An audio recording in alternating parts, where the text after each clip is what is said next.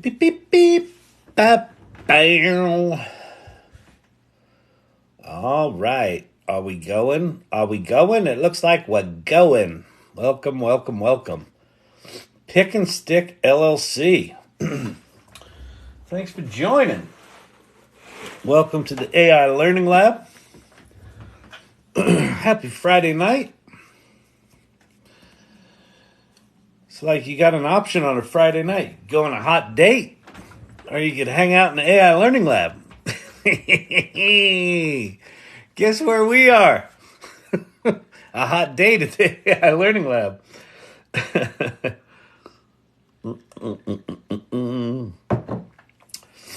think there's a lot of allergies here. I'm not generally bothered by allergies, but I got a little sniffle. Welcome, everybody. Do me a favor if you would.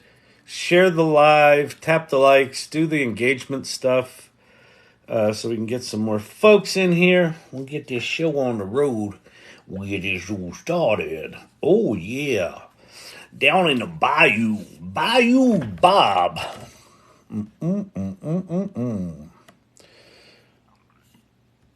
That's a cool picture of the Flatirons up in Boulder, but behind it they put a whole town that doesn't exist. It's pretty cute.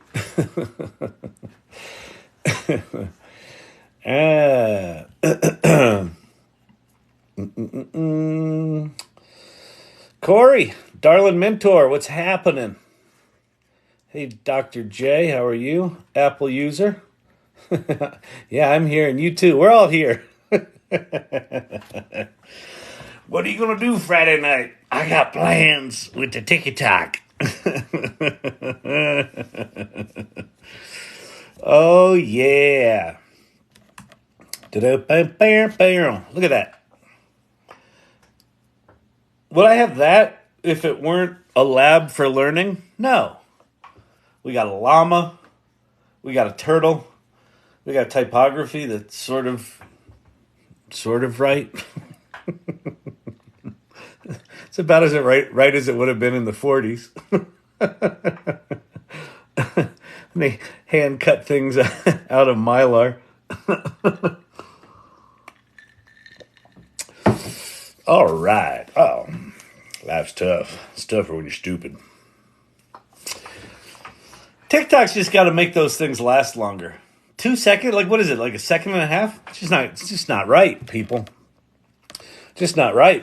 Well, welcome, everyone. My name's Kyle Shannon. This is the AI Learning Lab. If you're sitting there thinking to yourself, what the heck do you do? What is this place? Doesn't look like a lab. Where's your lab coat? Are you a scientist? Do you have qualifications? No, that's not what we do here. We have fun. We talk about AI, but not like the wonky AI. The AI like, it can do that cool shit too? Oh, what are we going to do with our lives? Run! It's more like that. T-shirt story, please. I don't know. It's just a cool pattern of a sliver moon and waves over the ocean, I suppose. I don't know if it's a fancy brand or not, but it's nice. It feels nice. I've had it for a while. And what else do we do here? A little bit about my background. I'm an entrepreneur. I'm the co-founder and CEO of a video technology company called Storyvine. And I've been rather pathologically obsessed about this AI stuff for about 2 years now. And so much so that I started this here channel. I started a thing called the AI Salon. I was also an entrepreneur back in the early days of the World Wide Web. I was co-founder of a company called agency.com, which was one of the first digital agencies. And we were there for way before it was the .com bubble.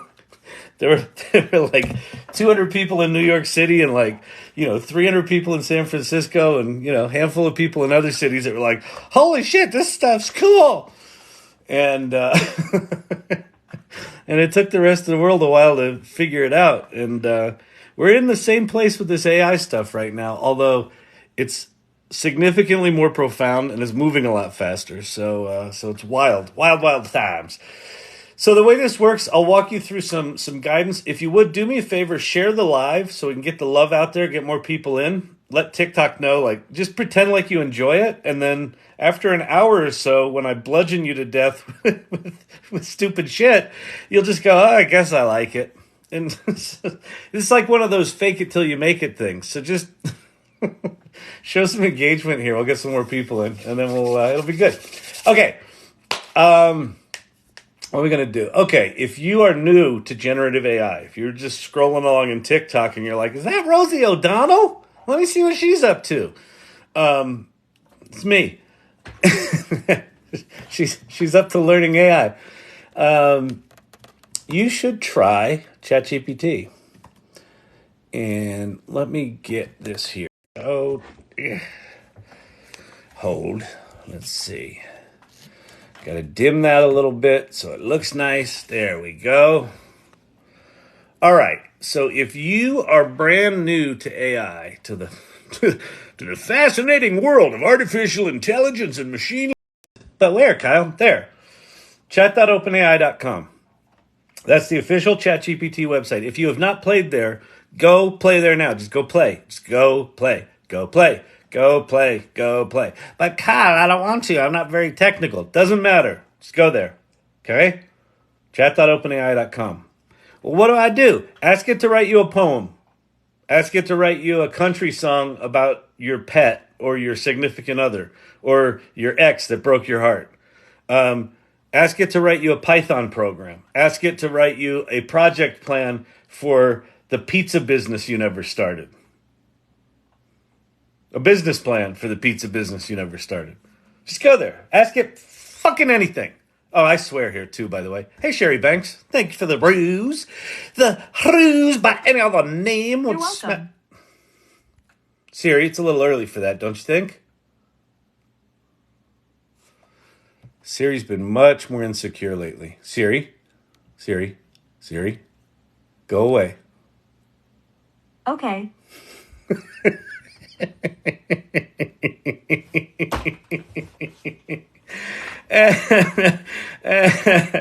Oh, Siri. Oh, she's so cute. Okay. All right. These other things, if you have played with ChatGPT and you haven't played with these other things, Claude in particular is worth spending some time on. Bing and Bard are both okay, but they're both connected to the internet. And I don't know if Bing's going to get better. Bing's got a lot of weird Microsoftness to it right now, so it's pretty crappy, but there's good stuff there. Bard's about to get really better whenever they release Gemini. Claude's really, really good. What else is good to look at here? Pi is really interesting. Although ChatGPT's official app just added conversational AI to its app. So now Pi and ChatGPT, the official app, you can just put it into conversation mode. You don't need to hit submit. You don't need to type. You just talk to it. It listens and responds. In fact, I can just show a little demo. Oh, I can show a demo of both of these. So we'll do ChatGPT first.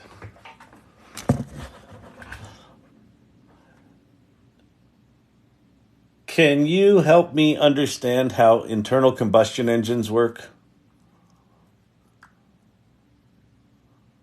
Absolutely.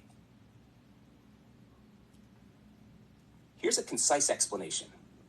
Internal combustion engines are engines that generate power by burning fuel within the engine itself, rather than externally. So I just saw a thing. So Pi was based on ChatGPT. No, it wasn't. So Pi, let me show you Pi really quick. So here's Pi. And then in the bottom, well, you can't see it there, but put it in talkie mode. What is going on here? Hang on. It looks like Pi just freaked out. Hold. Poorly behaving robots. Okay. Can you tell me how an internal combustion engine works?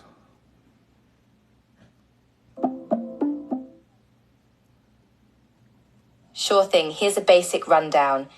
Air and fuel are drawn into the engine's cylinders.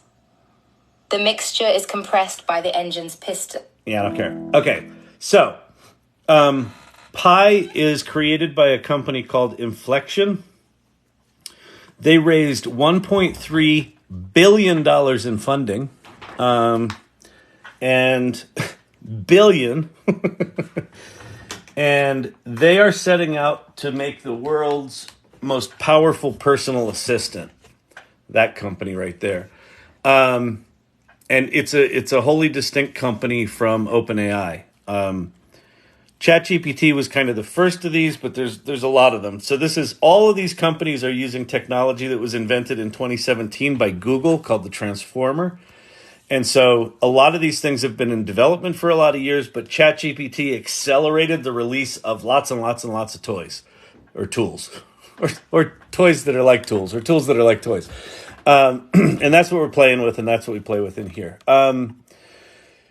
This little batch, feel free to screenshot this. This little batch are what I think are the image generation tools that are worth your time right now. There's probably another 5 beyond this, but just for now, just get started. If you go to bing.com/create, or I saw Silver Fox, you got access to DALL-E 3 inside ChatGPT. I'll show you that in a second. It's remarkable. DALL-E 3 is really amazing. And generating images inside of a chat within ChatGPT is just, it's a completely different experience than going to something like Midjourney or Stable Diffusion. Kyle, when will I be in DC next? I don't know. I get to the East Coast a fair amount, but I haven't been to DC in a while. So, I don't know. Probably sometime in 2024.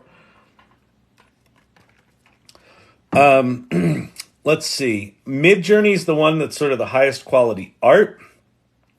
Ideogram was the little darling for a while because it did text, but then DALL-E 3 came out. And then Firefly from Adobe. Adobe just announced a whole pile of new AI tools. They're going all in on AI. And they're also starting to release some of their artist attribution tools and things like that. And they just announced Firefly 2.0, which is apparently pretty good. I haven't even had time to play with it yet. So lots going on the image front. This is some interesting video apps. So Runway ML will make videos out of nothing or out of a picture. Hey Jen will translate your video of you talking into you talking in other languages. It is fucking remarkable.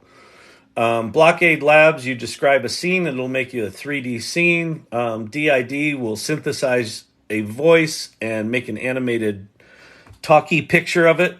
So those are pretty cool. These two things, Futurepedia.io, and there's an AI for that, are like big old list of tools. And then these three people, Ethan Mollick, David Shapiro, and Paul Reitzer from the Marketing AI Institute, are worth following. Ethan Mollick's a Wharton Business School professor. David Shapiro is working on AGI. He is wicked smart and building a really cool open source project to make AI smarter than people. And he's really understands this stuff in a deep way. So if you want to feel if you want to feel intellectually inferior, go watch David Shapiro. Actually, all three of these guys are pretty fucking smart. And then the other thing, this thing in the middle here, the AI Salon, the salon.ai is the link tree. This is a community I started last December. We do meetings every other week, and we have an online Discord community where we can hang out and ask questions and make pictures and stuff like that. A lot of times the folks that hang out in here a lot, called the irregulars, are in there making pitches and making jokes and all that sort of stuff. Which speech text AI do you recommend? I assume you mean text to speech. And I assume you also mean voice synthesis. Like which one, if you want to take your voice and make a model of it so you can just write text and then you start talking. 11 Labs right now is the one. For two reasons. One, their model's better. like Apple released a thing called personal voice in iOS 17, which I thought was going to be amazing because it's Apple. And it took like 20 minutes to train it. You had to answer 150 questions. It was just fucking awful. And then it was not good. It was not good. It was not good. 11 Labs is pretty good. Not great. What all of them miss right now is any kind of dynamics with, intonation and dynamics with, emotional regulation, basically. But there are a lot of tools that have them that you can kind of manually set. So we're not going to be that long till those are going to get good. But right now, it's 11 Labs. And then this tinyurl.com/Kyle's AI tools. One of the irregulars here named Thelonious put that together. That's a Google sheet that's got, every time I mention some tool or some person on the live, he's been capturing it in that spreadsheet. So super generous of him to share that. And that's part of the deal here is as you learn stuff, if you start hanging out here a lot, great. I would love that. Share what you're learning, share what you know, share what's going on at work, share, as you're learning this stuff, share it with people, even if they think you're weird, because who gives a shit? Who gives a shit? They think you're weird. You know what's going to happen a year from now? They can come back. Hey, could you teach me that AI stuff you were talking about? Me. So think of the AI Learning Lab as your anonymous group for being curious and excited about AI. Can my boss tell if I use ChatGPT in my writing? If you have to ask that question, I guarantee you he can't. No one can tell. In fact, Ethan Mullick, the Wharton Business School professor, even the AI detectors don't work. In fact, they don't work so bad that OpenAI, the people behind ChatGPT, pulled theirs off the market because it just didn't work. They also did a thing where they got business professors to try to guess which writing was AI generated and which was human generated. Guess what? They failed miserably. So no, your boss won't be able to tell.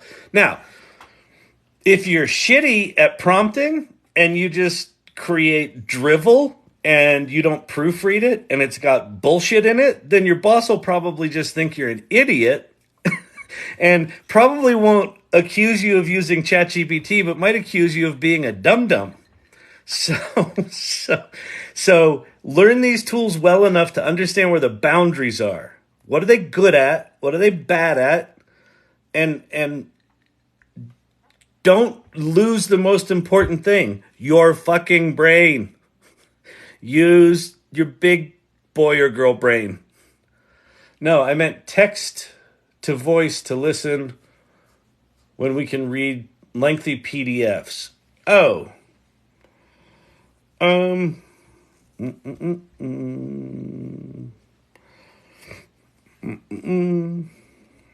don't know. There are probably a lot of tools out there.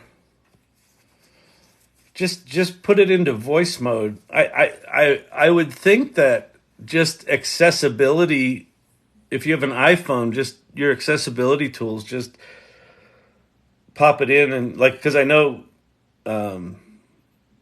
OS X on the Mac can read things. I honestly don't know. That's a good question, Zindel. Good question. I have no answer for you. It might be worth going to something like futurepedia.io and just search for that. Because everything that I know right now is kind of like you're trying to generate a media file that's a synthesized voice, not just go into talkie mode. AI just got 100-fold more energy efficient. What happened with that, Thelonious? So it's funny, 2 nights ago, someone was in here bitching about, this is going to take more energy than life itself. Jim Ross, Kyle, thanks so much for today's virtual office hours. You're welcome, Jim. Jim, so I've got a Friday afternoon office hours on LinkedIn that I do. And Jim hangs out in here and he's been coming to that. Really good guy, really doing interesting things. Has a property management business. He is not a technologist at all, although he's pretty good. But he's been using this AI stuff to it. So Jim, hope you don't mind that I talk about you as if you're not here, Jim. But Jim is it's a small operation, and he's been using AI to like punch way above his weight, like doing all sorts of really cool content marketing things and social media things and things that he wouldn't have done otherwise. Like he wouldn't have spent the money to hire an agency to do that. And all of a sudden he's operating like a 5 or 6 or 10-man team just because of these tools. So really interesting guy. So good to see you. Thanks for coming. Nanoelectric device performs real-time AI classification without relying on the cloud. Oh, interesting. Yeah, so that's I mean, Apple's last 2 announcements, they've made it pretty clear that they're building hardware designed to be able to run these large language models locally on device. So I think we're going to see more and more of that. It's still going to take a shit ton to train them, but if you can run these things, if they can get them efficient and they can run these things primarily locally with an occasional call to the web, that's a pretty big deal. Pretty big deal. And the other thing is, the AI might just solve the the energy situation and help us get to fusion faster, or who knows what else. So yeah, very cool. Wow, amazing. What's your LinkedIn? My LinkedIn is, I think it's just Kyle Shannon. My company is Storyvine, so if you look for Kyle Shannon Storyvine, LinkedIn.com/in/Kyle Shannon. Yeah, just that. Just my name. It's my name. I go radical. Some people go with the moniker or the avatar. I go with what would be called your name, because I'm old. When I started getting into blockchain and NFTs, I'm in these servers, these Discord servers with all these NFT bros, and they're like, "Don't dox yourself, man." I'm like, "Too late, man. It's been like 30 years. I've been doxed for like 30 years, man." Dude. Yeah, what are you gonna do? What are you gonna do? It was funny. I was doing all that NFT stuff, and one of the NFTs I had briefly for about a 6-month period was worth like significant 6 figures. And I was like, "Oh shit. This is why people don't want to be doxxed." If you're sitting there with, the cost of a small house on a USB stick. Kyle, what is the difference between advanced statistics and so? I don't know what the rest of your sentence is. So,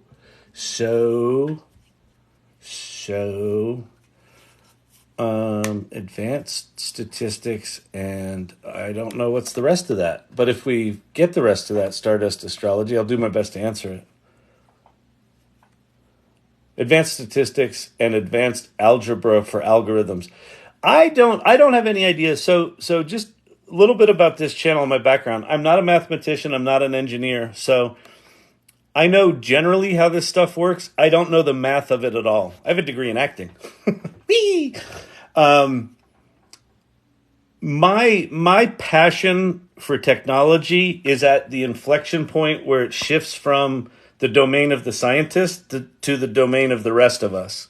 So with the World Wide Web, it took the internet, which was primarily command line and research, and it brought it to the masses by making it point and click. So that inflection point was when I got involved with that. With this AI stuff, similar sort of deal where it's been around for decades. November 30th, 2022, ChatGPT launches, and that, for me, is the inflection point that says, these tools are amazing, but now the rest of us can play with it, right? There were some things a few years, a year or two before that were hints of it coming. But ChatGPT really is the thing that comes from thereafter. So I don't know the difference between those two things, and I would refer you to ChatGPT. which can probably answer that. It's like that, let me Google that for you. Let me GPT that for you. So I don't want to do that because there's enough mansplaining going on in this channel as it is. My degree is in religion and woohoo for liberal arts majors. Exactly. We are in what I call revenge of the liberal arts major right now, where if you specialized in something, that specialization is getting democratized for every specialization. So more and more people are going to be able to do more and more things that they were not trained for. And it's pissing off the specialist, but the horizontal thinkers, the people that can think across vertical expertise, they're going to have some major skill. There's going to be major demand for those kind of thinkers. So people like liberal arts majors. Yay!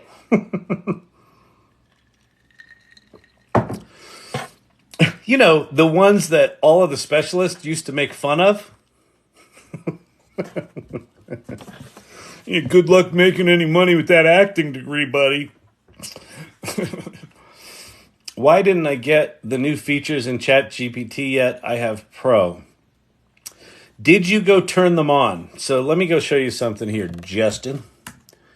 If you paid your $20 in the old ChatGPT, by the way, you can make money with ChatGPT.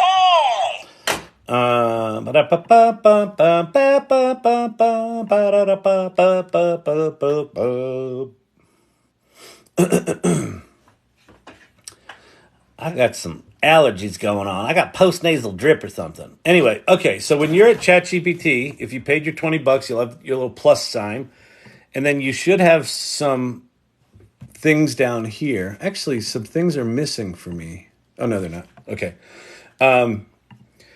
So what you have to do is go to your settings, and then within settings, there's a thing called beta features. Go there and make sure they're turned on. So if you're not seeing browse with Bing, plugins, and advanced data analysis, Barbara, art school survivor. That's awesome. That's great. Then you'll see these things here. Now, DALL-E 3 is that even though it's in beta, it doesn't seem to be showing up in people's beta list like these other things do. But they're just kind of rolling that out. A number of people in here that I know have gotten it in the past 2 days. I got it like 5 days ago. So the DALL-E 3, the image generation stuff, is really brand new. But let me show you, while I'm in here, why don't I show you some of the advanced stuff that's super cool. So I'm just going to go with the default model right here. And there's a new little icon here. And it allows you to upload images. And then it can interpret images. So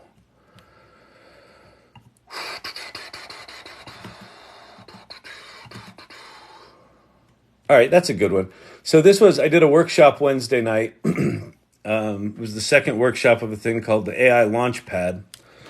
And so this was the schedule that I wrote on the whiteboard. I'm like, how long was the workshop? Come on, you. So it uploads this thing. I don't have anywhere how long the workshop was, but I do have time ranges for the little sections. And let's see, the workshop was from 5 to 7, so it was 2 hours long. I'm going to say, what was it about?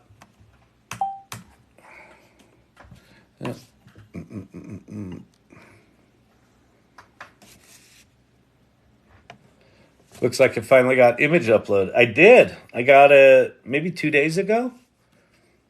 And it's also in the ChatGPT app now is fairly fully functional. It doesn't have plugins in it, but it doesn't have data analysis, which makes sense for an app. But it's got DALL-E, it's got browse with Bing, it's got image upload, and it's got conversation mode. So anyway, so look, this thing just analyzed what was on the whiteboard. Let me throw up another one that I think is another cool example. Is this it? Yeah. So this was a strategy session I did with my co-founder, and we wrote all this crap down on Post-it notes, and then this has just been sitting up on my my wall for like a year or two. I don't know. We did this ages ago, and I never sort of got around to typing it in, right? So I can go, what was going on here? Oops. Midjourney has some amazing new features coming out, by the way. When Replicant, are there, or have they announced them? Are there any previews? Are there any like a video or examples? Are they talking about it on the Twitter? I mean, honest to God, Midjourney better come out with something, because DALL-E came out swinging hard, and then Firefly 2 is supposed to be pretty amazing. And the fact that Midjourney's still in fucking Discord, the fact that they don't have a website or an app right now, I think is really stupid. Their CEO's a bit of a crypto bro. We're testing now. David announced some hints in office hours. That's awesome, Replicant. Okay, good. So if you, it sounds like you work there. So if you work there, I'm telling you, the fact that ChatGPT inside of, or DALL-E 3 inside of ChatGPT, the fact that you don't need to learn all of the commands and things like that, I think is going to be a big challenge to Midjourney scaling. So that's really good to hear. I'm excited to hear it, because I still think Midjourney's the best in terms of quality, but there's a convenience thing, and the fact that that DALL-E 3 does text so well and can kind of do things within the context of a conversation is a big deal. Anyway, so this image says, I said, what was going on here was all I asked it. The image you've shared is a wall of sticky notes grouped under different headers. It appears to be a brainstorming or planning session commonly used in business or project management. Here's a breakdown of the headers. Goals. There's also mention of a 1 to 2 year exit, implying a strategy or goal to potentially sell or transition. Unjustified assumptions, choices. So I can even say, can you give me a bulleted list of the Post-it notes under the unjustified assumptions section?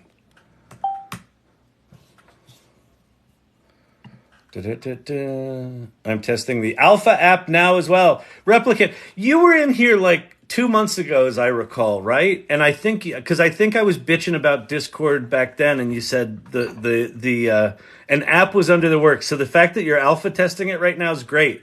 If you want an outside alpha tester, let me know, because if you know anything about this channel, you know that these lists that I make are like, ain't nobody paying me to make these lists, right? These are not sponsored lists. These are the things that I think are generally, in order of preference, the most valuable things, right? DALL-E 3 I have at the top just because it's incorporation into chat, but Midjourney's still there. Midjourney comes out with an app, can get your shit together with text and, still maintain the quality. Like that's a huge deal. So anyway, DALL-E 3 has great language understanding, though. Yeah, I know. It really does. And so let me show some of that. So anyway, like here's the details of what was written on those sticky notes. I have shitty handwriting, right? And it got this stuff. One of the other things that people are doing with this this image vision stuff is they're architecting software or websites like in flowcharts on a whiteboard, and then just telling ChatGPT to read the flowchart and code the components of the app or code the website, and it just does it. So that's pretty wild. So now let's flip over. Let me go to a new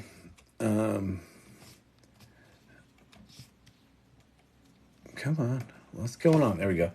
Let me go to a new chat. And I'm going to go to DALL-E 3. So let's go look at what this thing does. So I'm still in ChatGPT. Oh, wait, another thing from Replicant. Midjourney does have a user-based testers for web. it's for users that have created 10,000 images. Oh, I probably am under that. I'm probably about at that with Stable Diffusion, but I'm probably I'm probably under that. So, all right, whatever.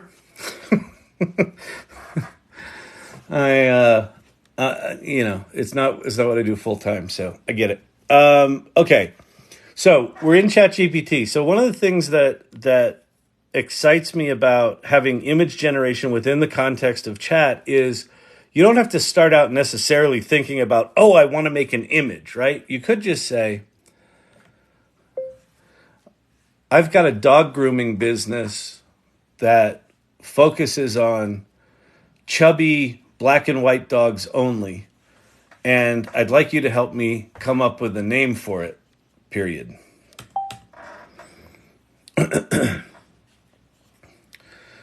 Panda Pooch Parlor, Oreo Canine Oasis, Chubby Checker Grooming. We're going with Chubby Checker Grooming.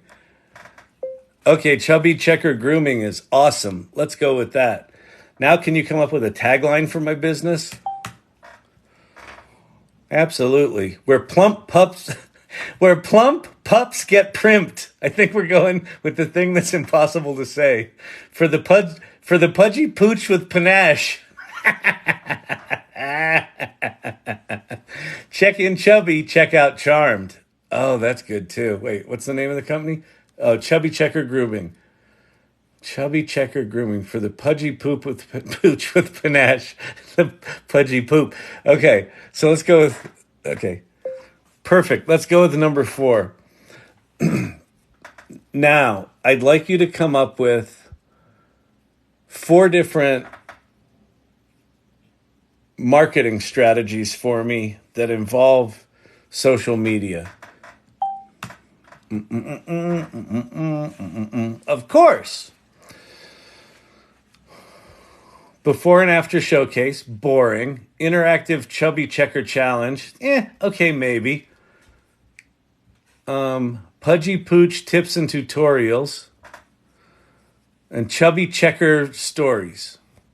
Facebook and Instagram stories, heartwarming stories. Okay, I like number 4. Can you write a heartwarming story of a chubby black and white pooch that used to be sad because its hair was all matted, and now it's happy because it's got panache? Did I choose the panache one? I think I did. What did I choose? Yeah. The tale of Pudgy Parker. In a quiet neighborhood, there was a chubby black and white dog named Parker. Okay, so we're going to, whatever that story is, it's awesome. Okay, that's great, but change the dog's name to Champ, and then make me 4 social media images that have the name of the company, the tagline, and a tag on the dog's collar that says Champ.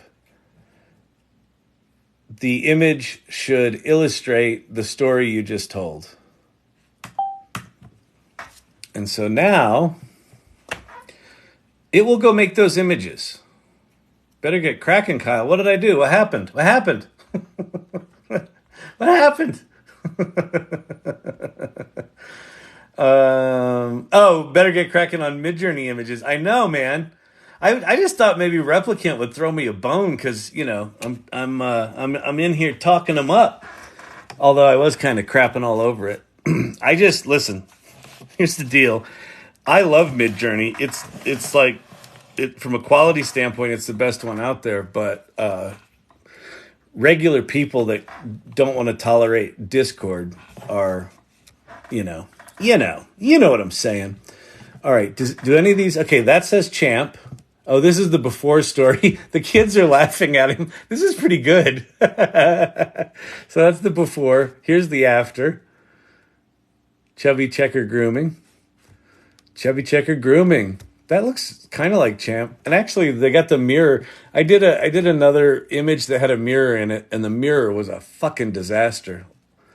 Like, this has got reflections of bottles right here, but there's no bottles right here. Like, it's not super good at mirrors.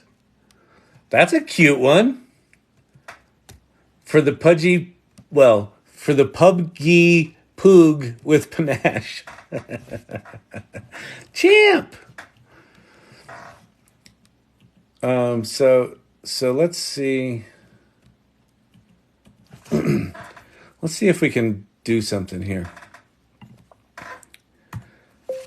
I like 1 and 2 as before and after pictures. Can you combine them into a single wide layout that's got before on the left and after on the right, with the name of the business spanning both images and the tagline on the bottom?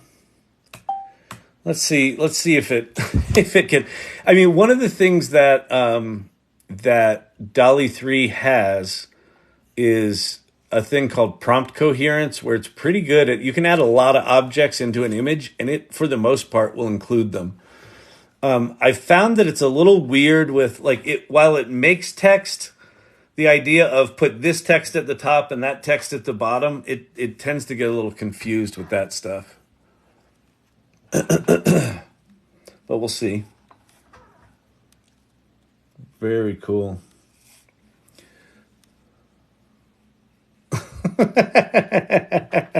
Those kids are so mean. Wait,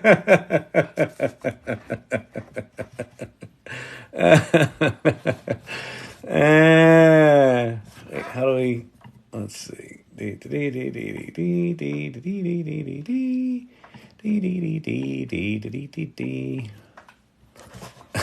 at that. This is not a dog grooming ad. This is a horror film.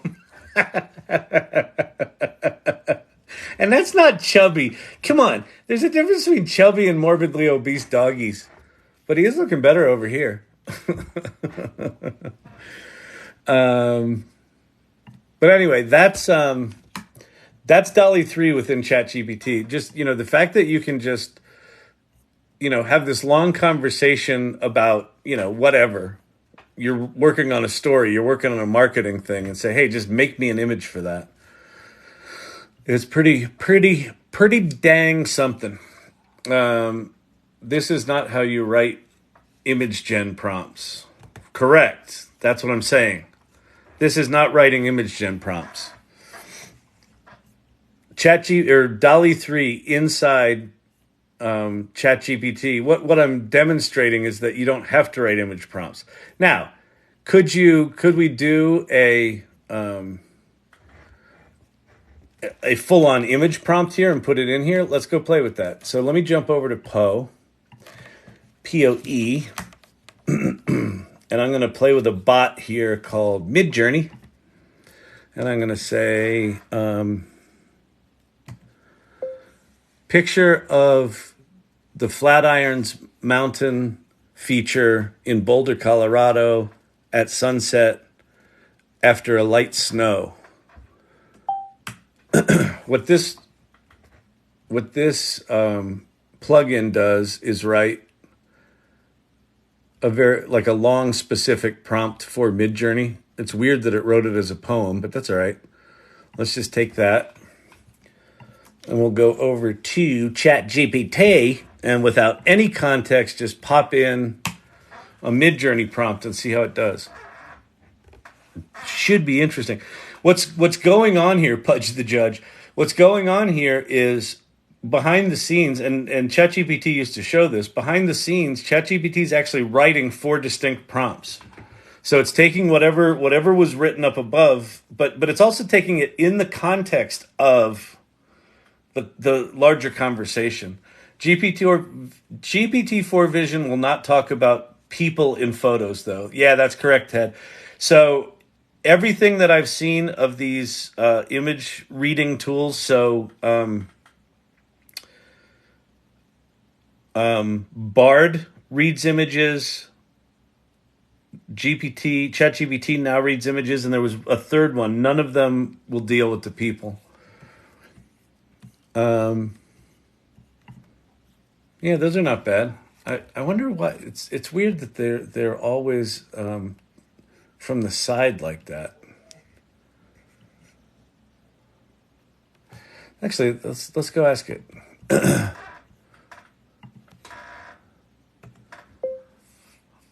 those are okay style-wise, but they are from the side, and I'd like to see the flat irons from the front.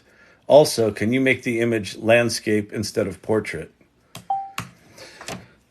And so again, wait, do I see a difference between GPT-4 in Poe and OpenAI? I haven't yet used the GPT-4 within Poe a lot. I would imagine it's different. The Bing chat, which is also based on calls to GPT-4, is very, very different than OpenAI's ChatGPT. For me right now, ChatGPT-4 within OpenAI, within ChatGPT, is the best one.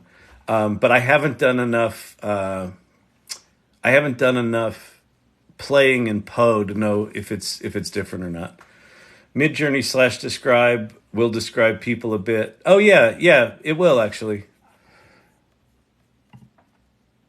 So that's sort of more from the front, but they're still kind of at this weird side angle, which is, it's funny because there's a lot of pictures of the flat irons in Boulder. Like it's like what everyone takes pictures of. So there's got to be lots of source images of that. It's weird that they're off to the side like that, but whatever. All right. We having fun this Friday night? Listen, people, let me ask you something. Are you enjoying yourself here? If you're enjoying yourself here, go ahead and click the tappy taps to make the likes. Follow the channel. I would appreciate a follow if you want to see this kind of content. But whatever else you do to support. Oh, share the live. Let other people know we're here.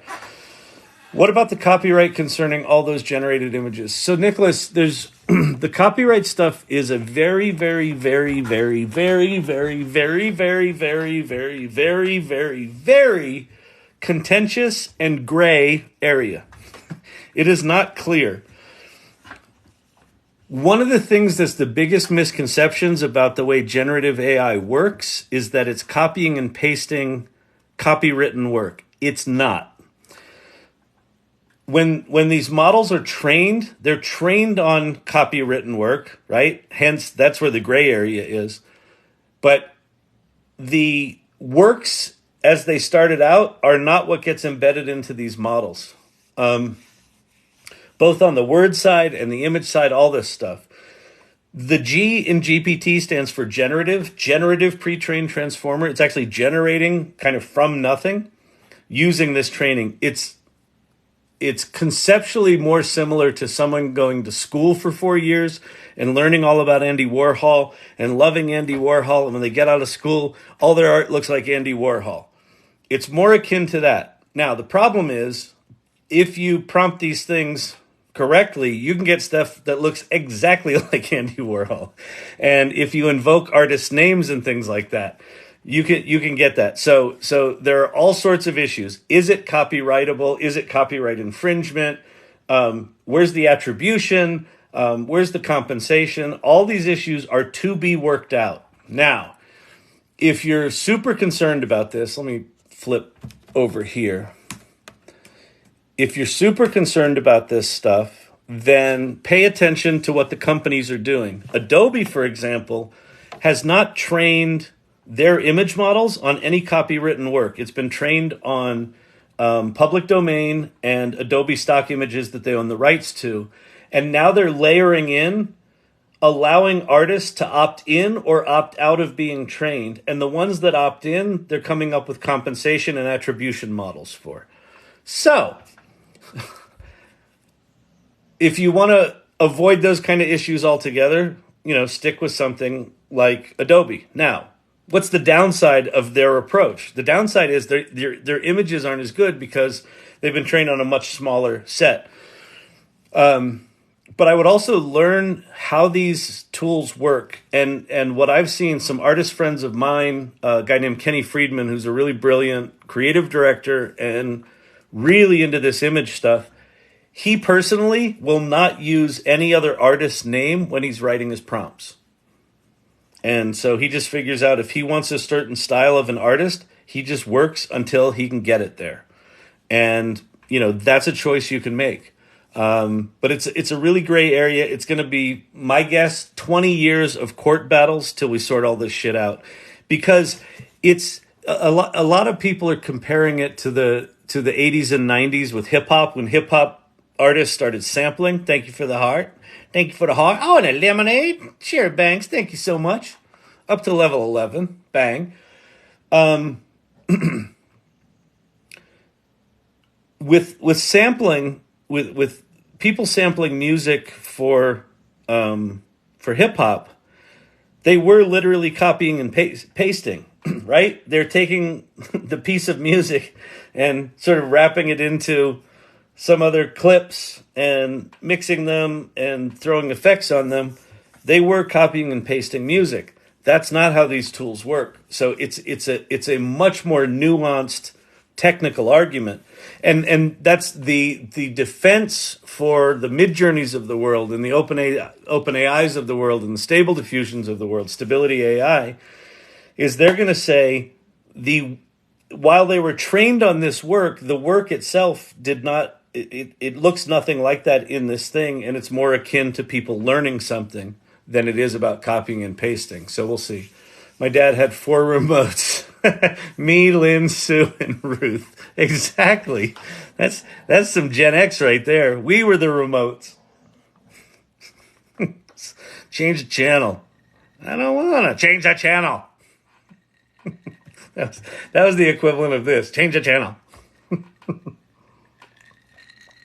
Put on 7. Put on 7. Put on 7. Kyle. Put on 7. You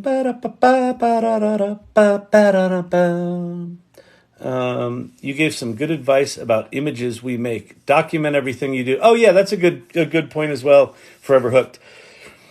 So it looks like what the copyright office, if you want to copyright images you make with AI, what's going to likely happen is this. People that are creating art that they want to copyright, it's probably not going to be pure AI, right? It's probably going to be like they'll do some work in AI, then they'll take it into Photoshop, they'll do a little manipulation, then they'll take it out. Maybe they use that as an inspiration for another AI, then they put some typography on it in InDesign or Illustrator. Oh, very cool. Happy Friday to you. Thank you very much. If you're sort of going down a path where you want to make a case for copywriting images, what the Copyright Office is saying is you've got to prove human contribution. What they're saying is if you just type in a prompt and it makes an image, that's not copyrightable.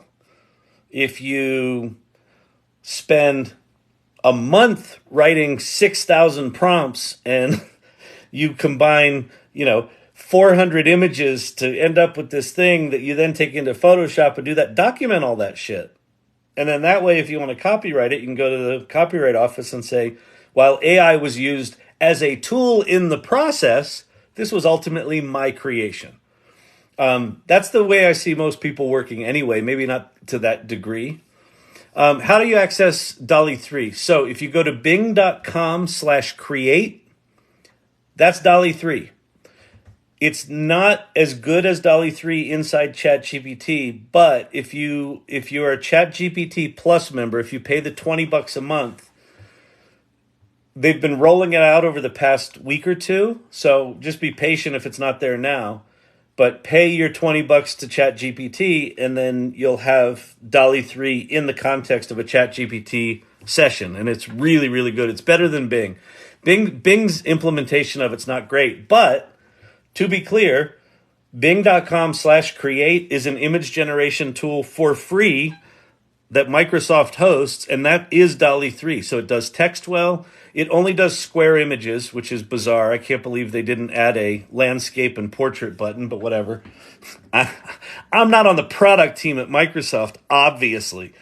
But there you go. That's it. Full free. I just want to tweak a photo I take and then paint from there. Au jus. You've got roast beef? Oh, a jumping off place. What I would probably do in that case, Mary, is take the image into into Photoshop and do generative fill, right? So just select parts of the image. Maybe you extend the width of it, or you change the sky to a stormy sky instead of a sunny sky, something like that. Eclipse tomorrow is messing around with a lot of us. Oh, what's going on? Ah, that stinks.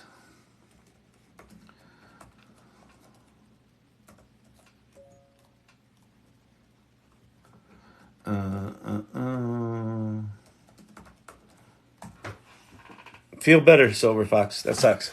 Ba-da-ba-ba-ba-ba. Ahoy, irregulars. Don't forget to drink water. Thank you, Ron. It's a very good call. Cheers. Yeah,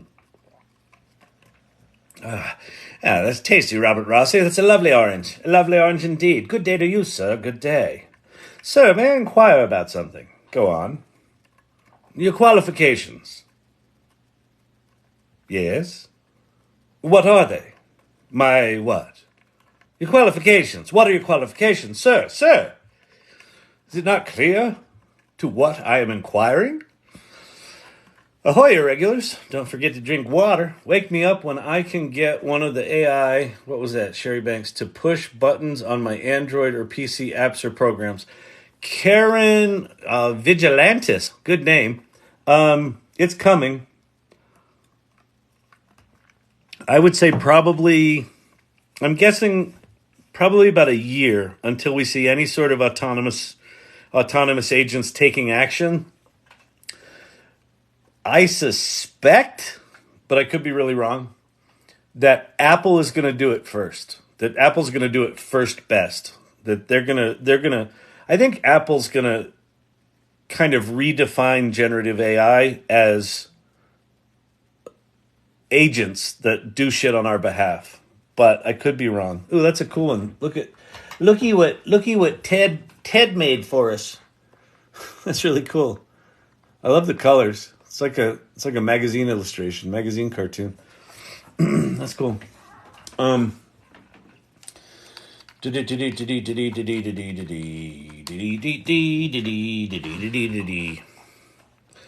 Subject matters, indeed. The sound keeps going in and out. Anyone else? Oh, that sucks. Even, like, is it right after I switch screens, or is it just going in and out in general? It could be Siri eating my microphone, too. Tell me the best way to get learned... Wait, to get learned what? Oh, I lost that comment. Dang it. That's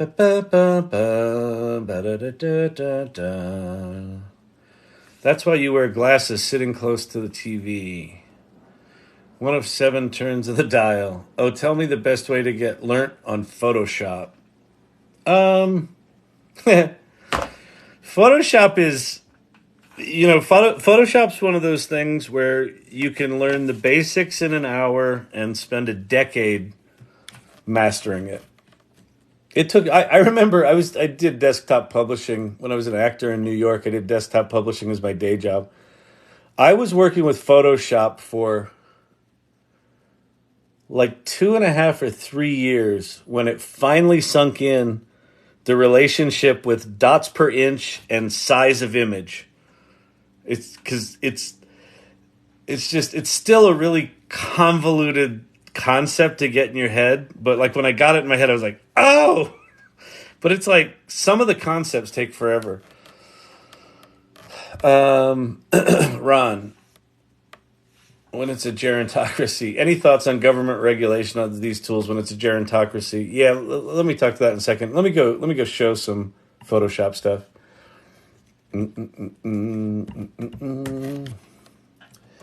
Photoshop. Do.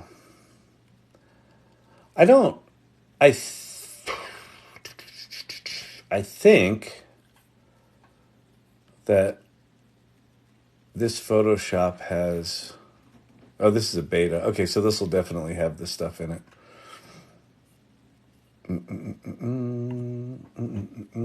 Okay, so I'll just grab that image. A new version is available. Update now.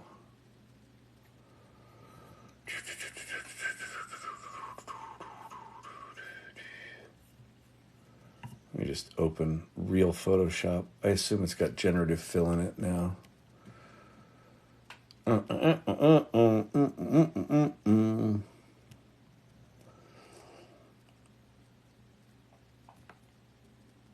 Let me see if I can get you up to speed here, Mary. I'm not weird. I'm irregular. Cute, right? Okay. So let's close this. Don't save. Close that. All right, let's open this image again. Okay. Are we going? There we go. So there we've got an image. That was made in Stable Diffusion. This was an image that kind of blew my mind. This was one of those things where when I saw this, I was like, oh my God, that's the kind of thing I would make if I had the skill and the talent. But I don't. But now I do. This was one of those revelatory things for me. Okay, so here's the original image, and I just grabbed the crop tool. And the crop tool, you can either crop in or you can crop out. So I just expanded the crop tool wider. So the image is now going to be wider than what the original is. But there's this, what they call a contextual menu here that says generative expand. So I can click on that and I can type something in, or I can just say generate. So I'm not going to type anything in. I'm just going to let it analyze this image and then fill in the background. So literally just click on the generate button. Where is my mouse? There it is. And so what it's going to do is it's going to go do its AI shit, however the hell it does that.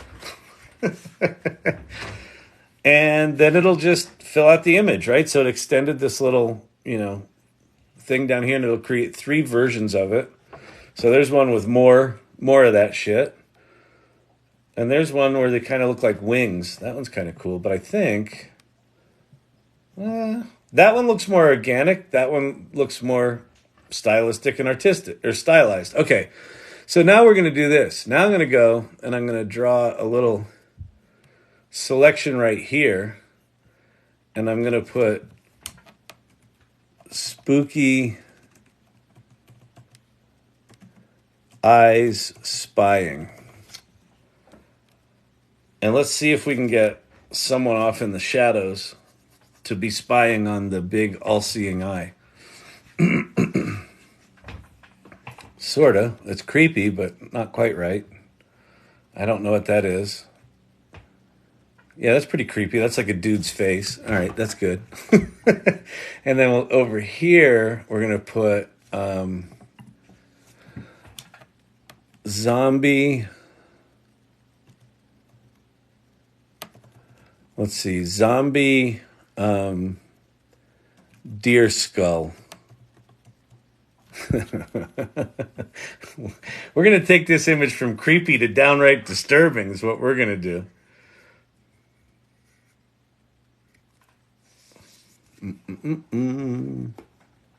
No, not even close.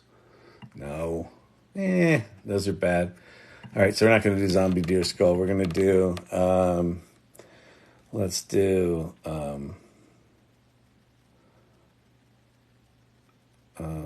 spooky ghost face. Hopefully this will be less shitty than that. But anyway, this is how you can do it. So you can extend images, you can change the shape, you can just highlight the sky and tell it to put in a different kind of sky. You could highlight the mountains and tell it to make it a plane. You could highlight a car and tell it to change the color of it. Okay, that is not a spooky ghost. Nor is that. All right, all these are horrible. So I'm going to get rid of those. So anyway, yeah. But that's that. I mean, it is kind of, it's Halloween-y. It's just not particularly good. But that's Photoshop generative fill.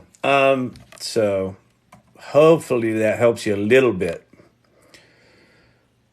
The other thing that you can try is Adobe Firefly has got all the generative fill and expand stuff as well. It's a little more simple than Photoshop.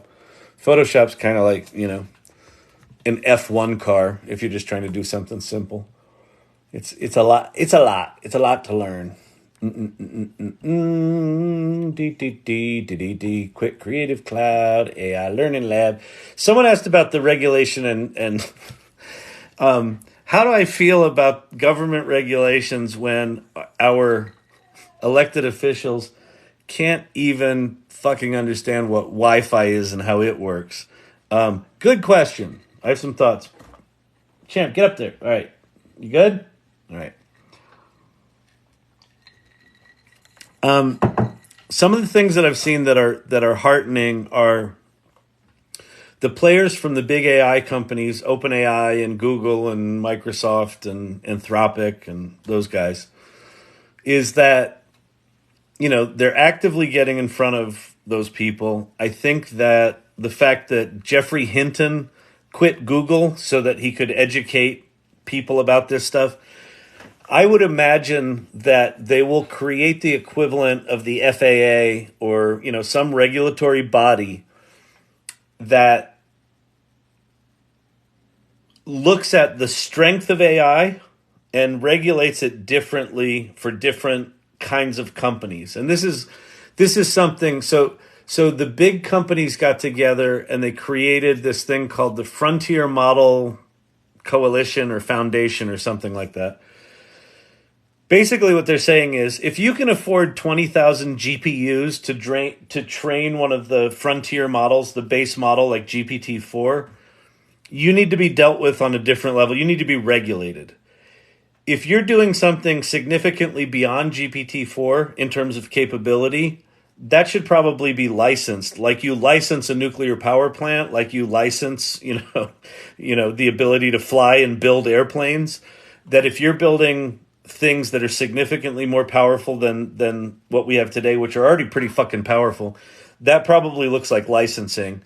If you can build one of these frontier models, that probably looks like regulation. And then what they're basically saying is below that, don't regulate too much because you're going to stifle innovation, right? That's always the balance you strike there. So I think the fact that you've got the industry aggressively saying, hey, this shit is serious, take it serious, and you have people like Jeffrey Hinton and Ethan Mullick floating around that are resources that the government can tap into.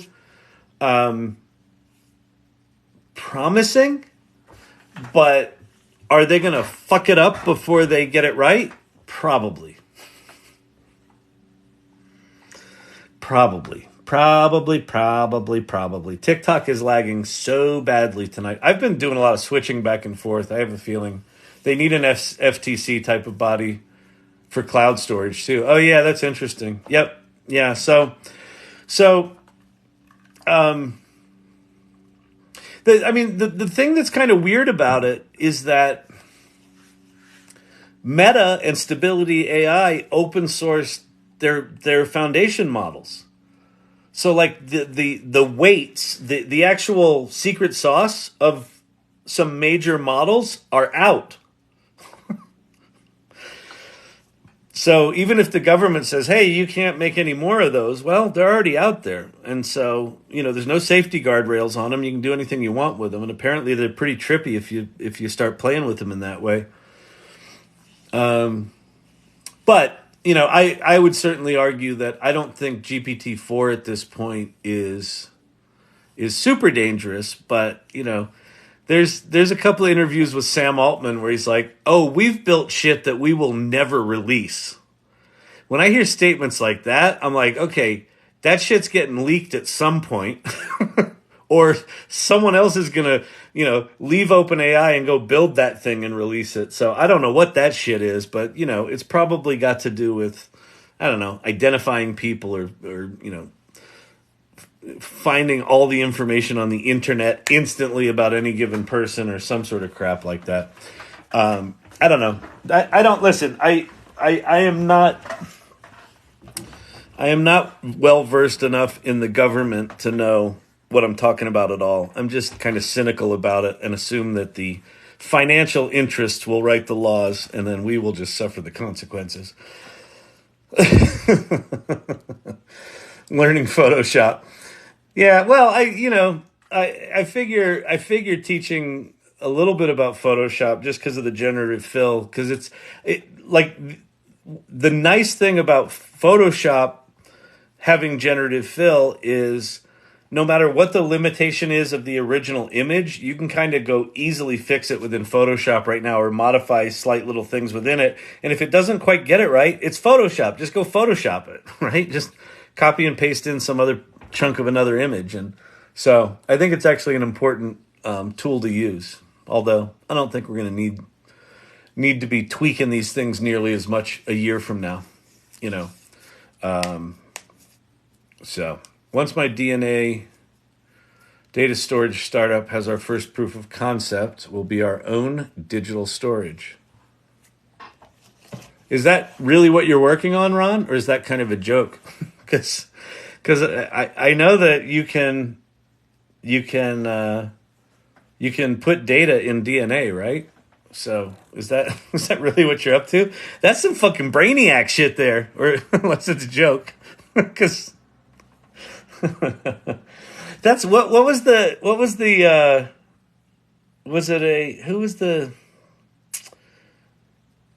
movie where they'd go and the guy would sort of vacuum up any hair that fell off him, and he would dust up his thing so that they couldn't get his DNA for exactly that reason.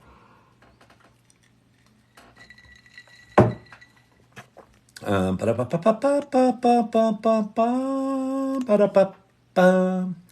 certified in Photoshop. I never use it anymore. I know.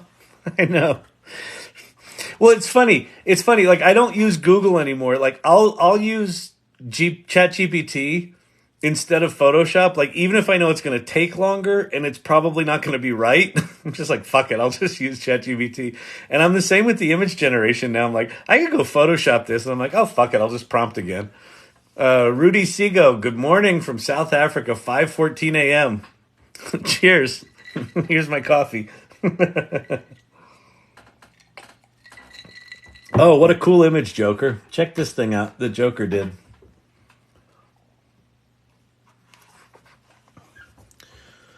AI Learning Lab, a dude with all the things in the background with some misspellings, but most of it's pretty good, like Adobe Firefly, ChatGPT. You can make money on ChatGPT. Bing, Midjourney. That's pretty slick. Look at all those people learning on their giant wide monitors. That's a cool image, man.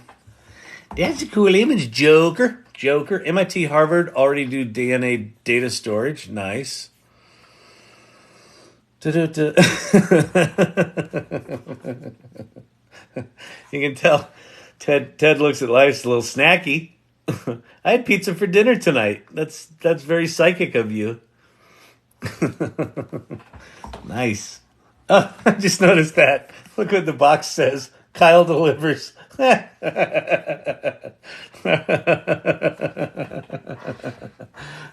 Oh, man. Y'all are weirdos. Oh, wait. You're not weird. You're irregular. By the way, that's something that was innovated here at the AI Learning Lab. If you get back an image that's got bad spelling on it, it's not wrong. It's irregular. All right? So my request is you adopt that language just moving forward. Any AI generated image that's not quite right, it's just irregular. Remember going to the Kmart and getting the jeans that were irregular, and you had to look at them, figure out what was weird about them, and it wasn't until you put them on and they cranked on your ball sack that you're like, oh, there's the irregularity right there.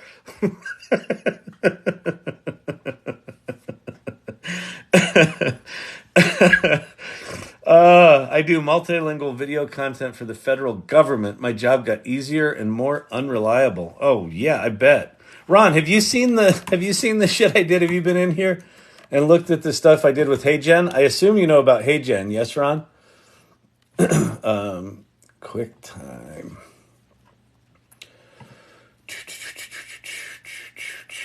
Do I have ping pong? Yeah, here's my ping pong. Check this out, Ron, if you haven't seen it. What's going on? Hang on. I've got it up in the cloud somewhere, I do believe. There it is. So we've heard from a number of clients that modular content is important to them, getting more efficient with how we create content and how we leverage content. Clienti dicono che il contenuto modulare è importante, rendendo più efficiente la creazione dei contenuti. Behind me, you see these little green boxes. That's how we think about stories at Storyvine. We break stories down into little atoms, right? Little modules. Dietro di me vedi queste piccole scatole verdi? Così pensiamo alle storie. A Storyvine scomponiamo le storie in atomi. Moduli piccoli. I actually took these videos and I ran them back through HeyGen, back into English. And the Mandarin to English was pretty good. The Italian to English was okay. And the Japanese to English was pretty bad. So, but it was interesting. Oh, is there a live going on? I am enraptured with my new D3. Nice. There's no live going on. There's nothing going on here. You're good, Source Camp. Just hang out. We'll call you if anything good happens. We'll let you know. I'm just gonna go ahead and check into rehab tomorrow. I know. Yeah, Dolly 3 is amazing, isn't it, Source Camp? It's like, well, join the if you haven't joined the AI Salon, join the AI Salon, and there's a show and tell channel. As you're coming up with cool shit with Dolly 3, just dump it in the show and tell channel, or request access to the irregulars. You're in here a bit. Yeah, I know. Listen, talk about check into rehab. I go on TikTok live for like 3 hours a night, 7 days a week.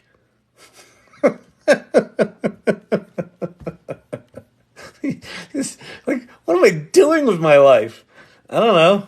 I'm gonna keep doing it though, because I'm giving a keynote tomorrow at the AI Peaks, the first AI conference in Colorado, and I'm not done with my presentation yet. But those of you that are in here a lot understand why. It's an ADD thing, but it's also like it's just stuff changes so much. Like what was important to talk about 6 months ago is completely different than what we should be talking about today. So I'm just trying to, I've got the bulk of it done. I've got like 85% of it done, and I'm just trying to figure out what do I close with? And I think I'm going to close with basically what this channel is, which is play, build, share.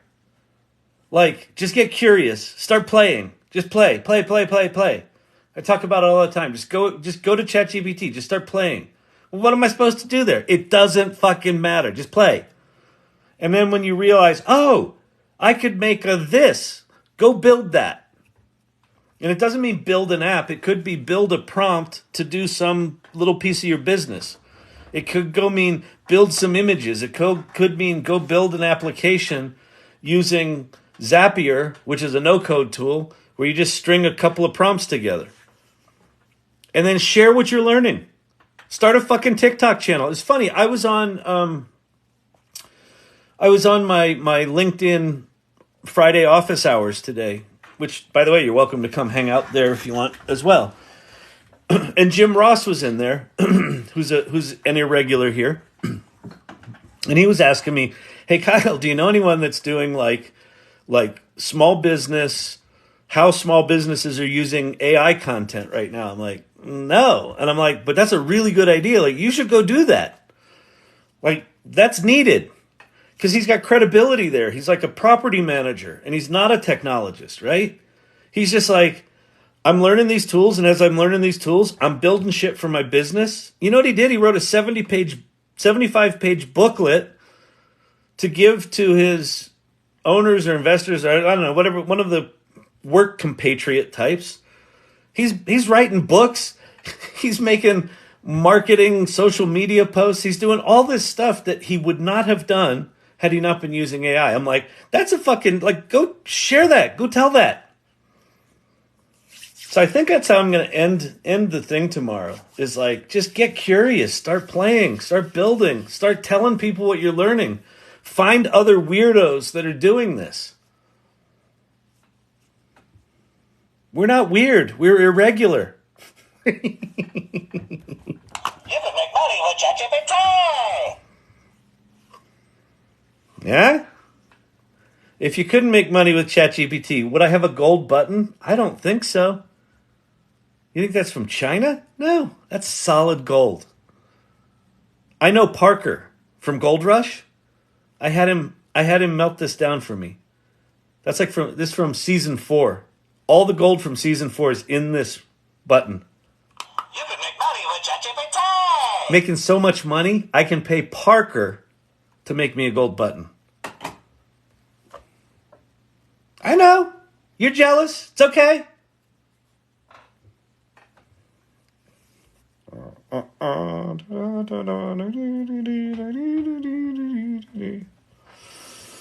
I pitched it to our decision makers, but they're newspaper people, oh good God, and think I'm selling snake oil.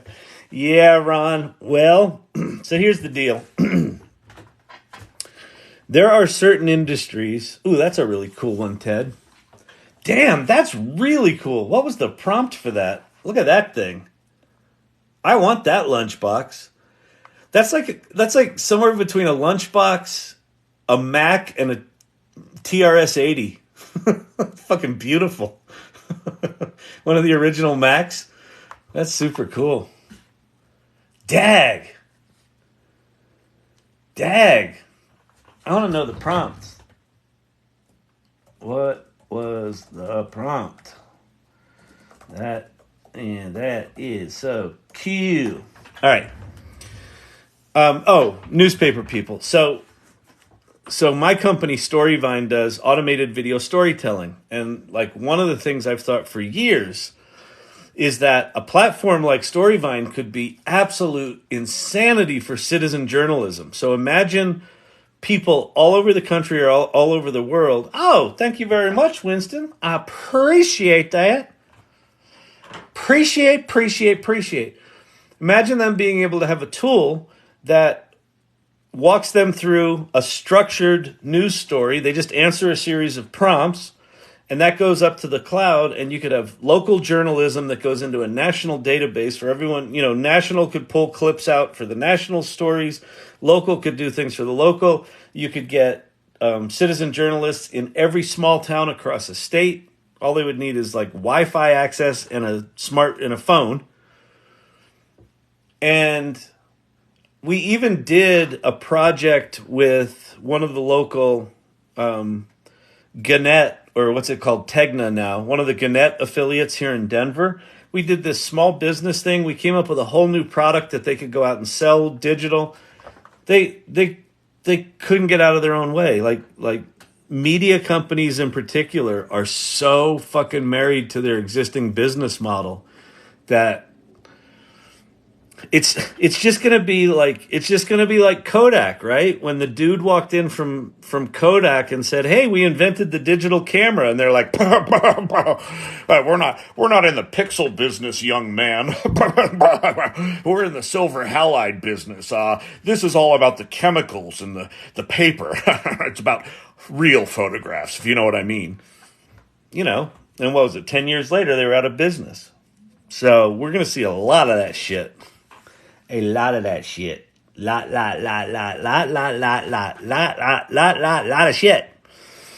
Of companies just having their head actively buried up their ass because they don't want to look at what this is bringing. Because what it's bringing, it's going to upend fucking every business model, as far as I can tell. Like, I can't look at a single business model right now and not see like, oh, yeah, that's probably going to be different. And then what's that mean? If the business models themselves are going to be different, like the one that I know is the advertising industry. I know it really well. They make their money on time and materials billing, right? You hire us, we'll put 50 junior copywriters in a bullpen, and we'll have them write all your social media copy, and we'll charge you $120 per hour per person times 50 for the month for the next 3 years. And they make a lot of money like that. And along comes a tool that's like, what if you didn't have to have all those 50 people to write that same amount of copy? The people are super important. The ad agencies don't care about the people other than those are their billable hours. That's their business model. So, and in fact, I won't say the name of the agency. We had an agency that we were talking to that their biggest client, which is the largest retailer in the world, their biggest client said to them, we want to increase the use of social video. And we showed them our Storyvine platform, and after 3 months of dicking us around, they said, listen, they kind of said it like this. We love what you do. What your technology does actually solves the problem that our client has, but that's not our business model. We make our money by having our video editors sit there for hours and crank out billable hours. Good luck to you. So, like, we're just one little company, and we're not using AI automated stuff. So, but like, there's a mentality that as their clients get more and more educated about what's possible with these tools, they're not going to tolerate time and materials. They're not going to tolerate being fucking gouged. So the clients are going to start saying, listen, I don't really care about your business model. I want you to produce the same quality work or better, twice as fast for half as much. And if you can't do it, Jim and Sally over here that used to work at your agency, they just started a 10-person shop where they're already delivering at the same or higher quality, twice as fast and half as much as what you're charging right now. So either, I take them from $100,000 a year to $10 million a year, or you cut your rates in half. You let me know. Bye. Every business is going to be faced with that. What are they supposed to do? Well, I don't know. The smart ones are going to go. So who was that? It was Ron, right? Ron was up there pitching AI, and the powers that be were like, Ron with his artificial intelligence. Doesn't he know that there's copyright issues? Jane, bring me a martini. And at some point, one of those guys is going to get smacked upside the head with the reality of this and going to go, get that Ron guy back in here. Oh, Ron quit. Ron started the company that's our competitor right now. Well, that guy with his stupid AI. And then Ron will take down the big publisher. Or the big publisher says, well, this is going to be painful, but we got to figure this shit out. We got to figure it out now. You know what I'm saying? Do you know what I'm saying? You know what I'm saying? You know what I'm saying? Do irregulars remember TJ Maxx? Of course. What's the best AI generator for marketing? ChatGPT 4. There are tools like Jasper and Copy AI, and I think HubSpot's putting a lot of stuff in.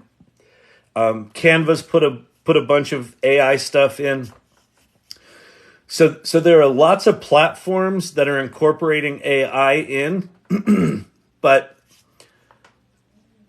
I think it will serve you if you learn how to do what Jasper and Copy AI are doing. Like, what those sites are is basically a collection of pre-written prompts where you push a button and it makes a blog post.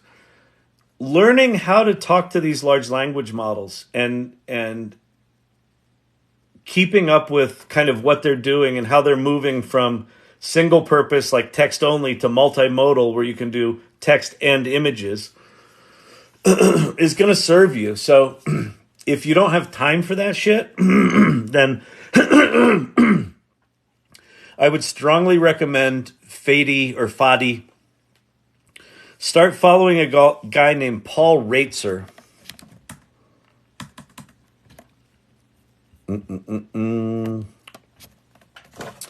This dude from the marketingAIinstitute.com. That organization's been around for like 5 years.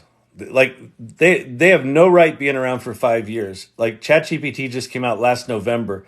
So he started this thing, I think, right around the time it was probably GPT-2. The image generation tools were just coming out. GPT-2 was out because GPT-3 was 2020, and it's a 5-year-old organization.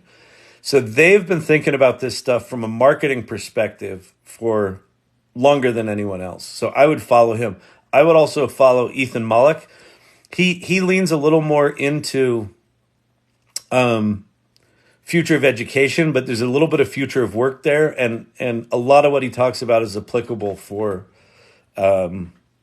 marketing. So go find the tools, but learn the shit underneath it. Like, learn what these things are actually making possible, and I think it will serve you better. You'll be able to better evaluate those tools, right? Because those tools might be remarkable. I think some of the stuff that Canva just released is pretty slick, but it seems to me that Canva right now is throwing like all the pasta at all the walls. And what that probably is going to look like is going to be a confusing mess for some amount of time from an interface perspective. God, man, I have some sort of something going on. I think it's allergies, but I don't really have allergies. So, but I hear it's been pretty bad this fall already.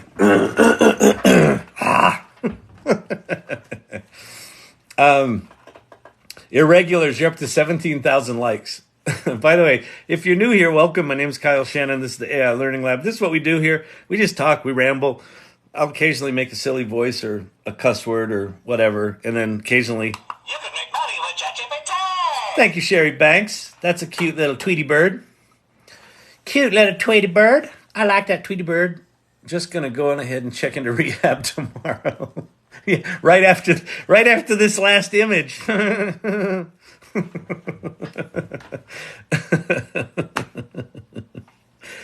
part of a group. This is a group of fishing buddies, and see their hats. That's Ivan, the dude in the red. See how it says one more cast. One more cast. Just one more cast, buddy. Same thing. Just one more image. Crackhead. Hey, yeehaw! Oh, that's funny. I learned it from watching you, Kyle. I learned it from you. Oh, that's fantastic. Yeah. You know what? Those them publishers with their big cigars and their highballs of whiskey, they're going to figure it out at some point. I've probably said this on here before. In 1995 or early 96, I was invited to speak at a newspaper publishers conference about the World Wide Web. And I was a cocky 30-something. And I was like I am now, I was all high on what it was. You're the reason I found AI. Oh, thank you, MTM. I was all high on the World Wide Web, and I'm like, I could see what was coming. It was just like there was something about the web that was just crystal clear to me. The AI is much less clear because it's so profound and it's so big and it's all over. The web was just kind of a very simple sort of piece of functionality, so you could kind of see the future a bit more clearly. And so I go to this newspaper publishers event, and I said whatever I said. And then I went and I sat on the front of the stage, and I just, without the microphone, I just said to the room, I said, the thing that you should really consider doing is understanding how to blur the line between editorial and advertising. And the room went fucking dead silent. and the organizer of the event jumped up on stage and said, "Okay, thanks, Kyle. That was awesome." And he walked me off stage, out of the building, and said, "Thanks." He kicked me out of the conference. But then look what happened. The line between advertising and editorial is, it's fucking smeared together like it's never been. But whatever. It's just, I think it's actually just human nature. It's not even business nature. It's human nature to fear the new shit and to fear change. And I get it. I mean, I get that it's really fucking terrifying, that it's like existentially terrifying. I mean, if you think about an advertising holding company, right? They own hundreds of agencies. They employ tens or hundreds of thousands of people. And their entire model is based on a production method that is now irrelevant. Like, are you still going to need to handcraft some stuff? Yeah, some stuff. But think about a pyramid. So what's going to happen with content, I think, I need a shape. I need it. I ain't got nothing. All right, I'll have to do hands. So here's shit you make, right, as an agency. At the very tippy top is like award-winning Super Bowl commercials, Emmy award-winning TV shows, right? The next layer down is like, it's got to be really fucking good. The next layer down is like, yeah, it's got to be good. And the bottom layer is like, just give me some fucking content. What AI is doing is it's automating from the bottom up. Well, agencies make most of their money from here down. From here down. So if this is being automated from down here up, there's a problem, right? There's not enough of top of the pyramid work to employ all those people. And there's a need for more and more content, cheaper and cheaper, because we can do it, right? Like, that's fucking terrifying. But it's also one of the most exciting opportunities, like, in the history of that industry. The question is, does that industry participate in the upside, or do they get their asses handed to them? Do they become the next Kodak? Do they become Blockbuster? No, we got the stores. We got all the tapes. No, innovating. Of course we innovated. We went from videotapes to DVDs. You know what's nice about them? They're so much thinner. Redbox? What's Redbox? Why would anyone buy rent a DVD outside a 7-Eleven? That's hilarious. We sell boxes of candy. You don't understand. It's the movie experience. You get to come experience renting a movie at a store. They're out of business. Why? Because you can go like this now. Click. Oh, there's the movie. They didn't understand what business they were in. So, and I, like the ad business is just the one I know. Think about legal. Think about the law business. Think about consulting. Holy fucking shit. Are you kidding me? A lot of what you need consulting organizations for is to go, hey, I'm too busy. Could you tell me what's happening with these three industries? Sure. We'll get back to you in a month with a big report. That'll be $150,000. Oh, and first class accommodations. Okay. I guess. Now they're just like, what's going on in these three industries? Here's some data files. Let me stick them in advanced data analysis in ChatGPT for $20 a month and run my own analysis. I can do that in half an hour. Man, Ted Looks at Life's killing it. This is so cool. These are moving over into the images here. These are great. The lunchbox, man. This one's beautiful. Beautiful, beautiful, beautiful.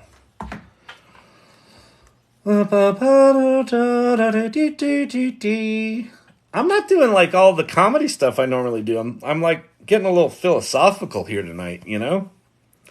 Oh, you know who I just reminded myself of? If you watched American Idol about, I don't know, 4 or 5 seasons ago, there was a wacky woman singer. She was like always like, she would go like, I'm just like, oh, I'm fucking batshit crazy too. That's exactly how I was received, Ron. Oh, yeah, this AI stuff. Can't compete with the federales, but I appreciate your spirit. Yeah, exactly. No emoji equivalent for your presentations. Thanks. Yes, go Ron. But you know what? You know what, Ron? What's going to happen is like I know it. I know it. One of those blowhards at some point is either going to be golfing with someone, or they're going to be in some sort of consulting meeting, or something's going to happen. One of those blowhards is going to get religion about this stuff. I'm like, we got to get our shit together with this AI stuff. Who knows anything about this? Well, wasn't that guy Ron in here that we kicked out? And yeah, get Ron in here. Ron's now the VP of AI. You're going to get a promotion, Ron. It's just going to be a little painful getting there. And you might need to go start a competitor to your newspaper before then. But other than that, everything's going to be just fine.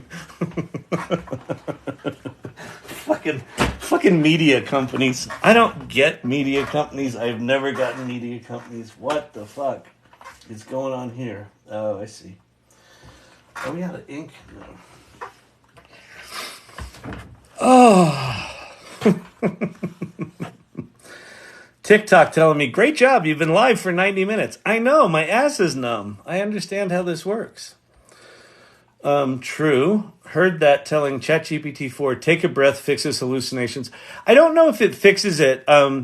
So that's from so Ethan Mullock, one of the guys that I say to go follow, there was a study that they did where they compared human beings writing prompts and ChatGPT writing prompts for itself, and it did better. Like the prompts that ChatGPT wrote for itself performed better than anything the humans did.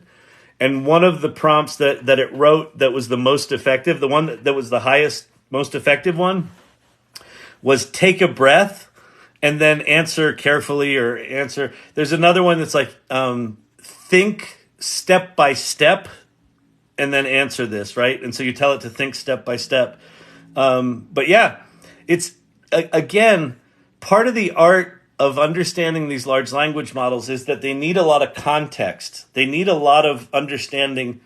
If you just say, write me a blog post, it will write you a blog post. But if you start talking about, this particular kind of business and this particular kind of challenge and these particular kind of experts and, this kind of nested context, and then say, write me a blog post in that context, it's going to write you a much better blog post.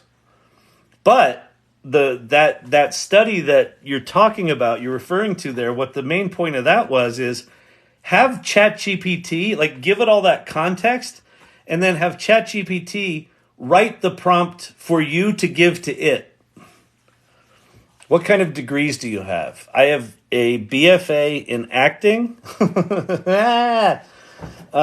I've got the only thing resembling, I've got I did a Harvard Business School, like a 2-week thing through Omnicom. I sold my company to Omnicom.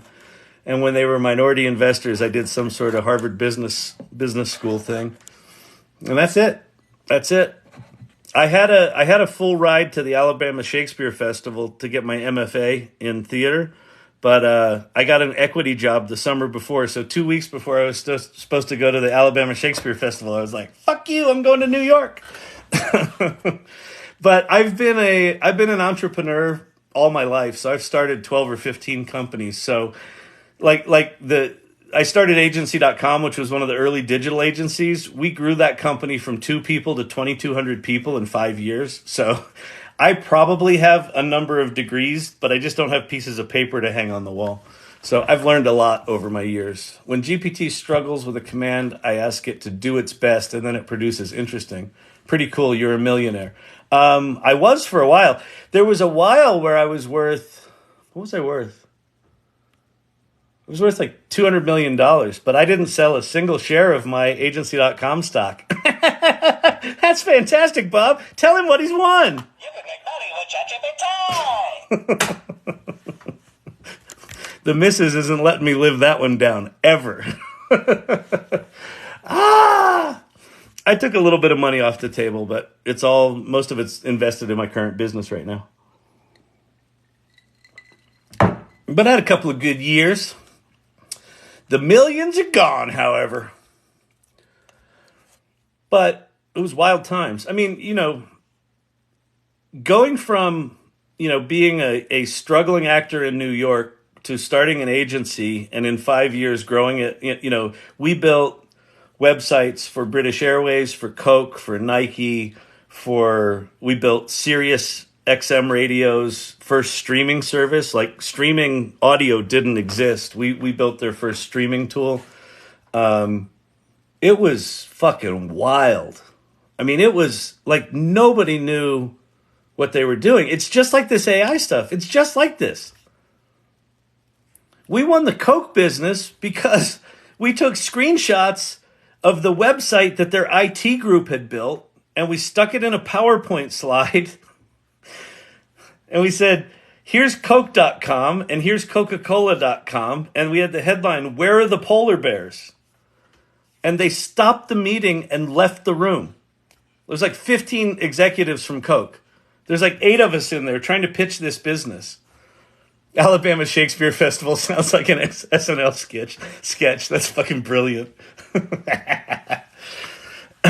So these Coke execs stop our presentation. They're like, "Hang on, stop right there." They stormed out of the room. We're like, "Oh fuck, what did we do? Shit, are we in trouble?" And like 15 minutes later, they all walked back in and they're like, "When can you start?" They had never seen their website. We showed them.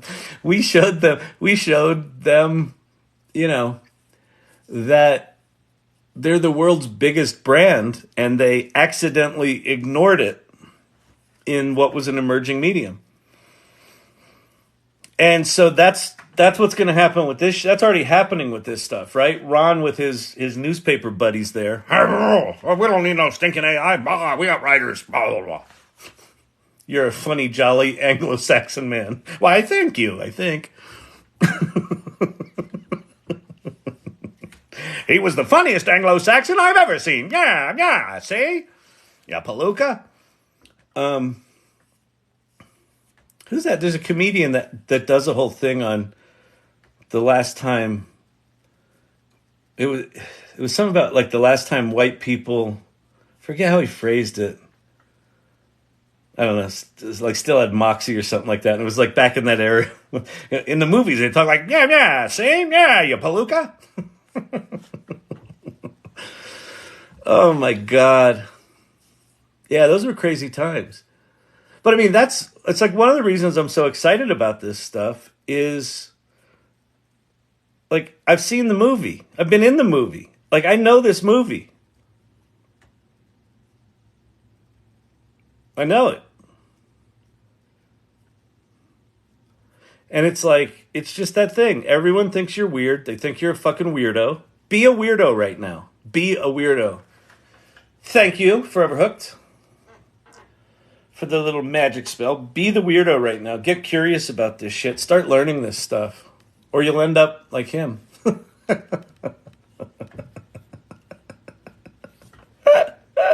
Robert Rossi, thank you very much. I love that ChatGPT gold chat. I know, right? Isn't that great? Thank you very much. I am dyslexic and have ADD, so I am slower than Lunatic Joker and everyone. BS equals bullshit. MS equals more shit. PhD equals pile higher and deeper. That's good. That's solid. Lol, are you hiring? No, I wish. We had a shitty third quarter. Like, I've talked to a lot of people that had a shitty third quarter. But it looks like the fourth quarter is going to be good. But, God, it's been a struggle. By the way, this is cool. Look at this. This is the AI Leaning Lab. Somebody did that. I didn't do that one, but that one's really good. With the Leaning Tower of Pisa. You're like an Uncle Buck for us. Thank you, dear. Thank you, dear. Yeah, Uncle Buck. Oh, Uncle Buck, yeah. Mm-hmm. All right, let's see. Photorealistic. Okay, that was good. Saw that. Is anything going on down here in show and tell? Oh, yeah. Lots of stuff. Ooh, that one's neat. Ooh, wow. I don't know who this is. Rudy Saigo. Someone, oh, this is definitely, I think this is Dali. But like interesting kind of fashion looking shots. Those are cool. That's at the AI Salon. So if you're interested, if you're like, if you want to be irregular, right? If you want to be like one of these people that are like, I think there's something with this AI shit I got to pay attention to. And then you're paying attention to it and you're secretly getting excited about it. And then as you talk to people, they're like, you're a fucking weirdo. If you want to find other people that are like you are, I started a group for that. It's kind of a support group. It's like AI Anonymous. the salon.ai. So we meet every other week. We meet physically here in Denver, and then we have we meet remotely as well. And then we have a Discord server. We have a LinkedIn group. So just join, start participating, ask questions, share what you're learning. We just started guilds. We've got a art guild, a writing guild, a beginners guild, a business guild, like AI and business, and then an entrepreneurs guild for startups. And then Pate, who's on here a lot, is going to start up a tech guild. So like the math and shit behind the scenes. And then we're probably going to do a nonprofit guild, and I think maybe a video one, maybe a music one. But there are these sub-communities within the community, and it's cool. And there's like these show and tell things. Oh.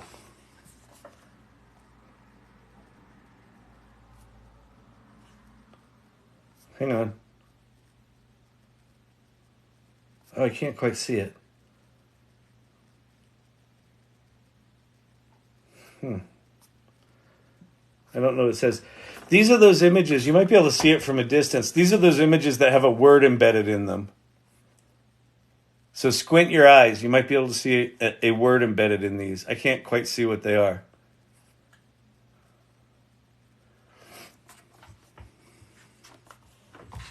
That's super cool. All right. ADD equals intense focus and easily distracted at the same time. Yeah. Pioneers are rarely appreciated. Yeah, I know. But it's, for me though, like, it's so funny. That's a really interesting comment. Pioneers are not appreciated, but pioneers also, here's what it is for me. Like, I don't feel like I have a choice. Like, I feel like, it's not even that. It's not like I'm being forced into it. It's more like what I recognize is that we're at a singular point in history. November 30th, 2022 was the beginning of a future where how we work and what we do looks nothing like what it is today. Like that I know. I know that. That's not a question to me. And how do I know that? Because 2.5 weeks into playing with ChatGPT, this was my epiphany moment. This is something I'm going to be talking about in my talk tomorrow. Is what are your qualifications? We'll zoom that up. I was sitting on the couch playing with ChatGPT, and I was like, oh, for years people have been saying, oh, you should learn Python. Python would be pretty good for, the stuff you talk about, blah, blah, blah. I was like, oh, yeah, I heard ChatGPT can do Python. So while my wife's watching TV, I just type into my laptop, make me a Python script that does something. And it made a Python. I was like, oh, that's impressive. And then I realized I don't know how to run Python. And so I said to ChatGPT, oh, I forgot. I don't know how to run Python. And it said, not a problem. Just open your terminal and type in this command line and install this library. And I was like, oh, God, that's awful. No, I don't want to do command line. I said, isn't there a website that I can just copy and paste the code and see if it works? And I said, sure, here's 5. So I picked the first one, which happened to be Replit, which is a really good Python site or whatever it is. You can run Python there. And I pasted it and I hit the play button and it broke. It didn't work. It said, here's an error. And so I copied the error and I pasted that into ChatGPT. And it said, oh, well, that means you don't have this library installed. I said, okay, I don't know how do you install that library? And it told me in Replit, in the lower left-hand corner, click on this button. And then in the upper right-hand corner, do a search for this library and then click install and then hit run. And so I clicked, typed, install, run, and it ran. Within 90 minutes, I had written a fully functional Python application that took 3 text inputs, like a subject and a couple of questions about it, and generated 5 pieces of social media content by sending calls to OpenAI's API. In 90 minutes, I've never written a line of Python in my life. In that moment, what became clear to me is that the world is not like it was. It's just that no one knows it yet. The world is not like it was if instead of spending 3 weeks or 3 months or however the fuck long it's going to take me to learn enough Python to even understand the syntax of how to write it, that in 90 minutes, I could create a functional application that was running on a computer that actually did something for my business. Nothing will ever be the same. Like that I know. That I know. What does it look like? How does it impact it? How far does the impact go? I don't have a fucking clue on. But it's crystal clear to me that the world is not what it was. Just no one knows it yet. And that's what I went through with the World Wide Web. I knew that communication was going to be instant. Geography was going to collapse. Information was going to be vast everywhere and accessible. And you could kind of play out what the future looked like. If you made assumptions that those were the things, you could kind of look at certain industries like, thank you very much, Sherry Banks. Like the fax industry, people that made fax machines, and you could be like, that ain't going to be around for long. And then, like Ron talking about his newspaper buddies, the fax manufacturers like, wow, we've got what we've done with the fax is now we've included a drink holder. Okay, yeah, they're going to buy it for the drink holder. Yeah, that's it. It's still relevant. We're focusing on specialty applications for faxes. So that shit's coming. Which industries, how fast, how deep? I don't know. But here's what I do know. If you're a Ron in a company, you're going to be a hell of a lot better off than if you're one of the blowhards in the boardroom. Going, we don't need this AI shit.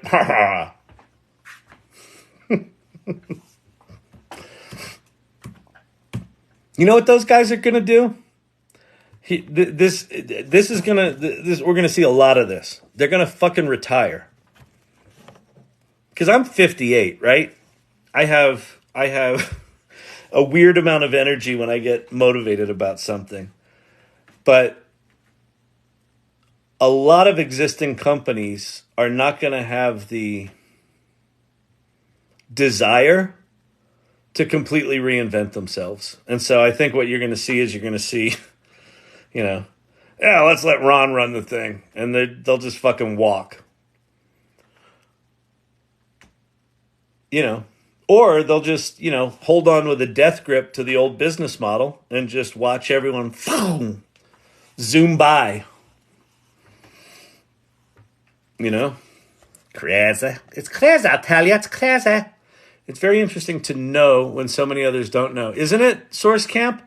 I mean, honest to God, it feels this is like the Matrix in just like an almost palpable way that the red pill is, you play with generative AI until you have your Kevin McAllister moment, right? This moment. And then if you dig a little bit deeper and go, can it do what I do? Ooh, it can.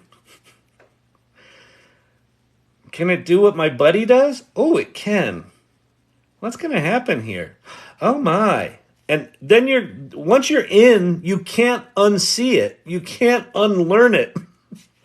It ain't going to be uninvented.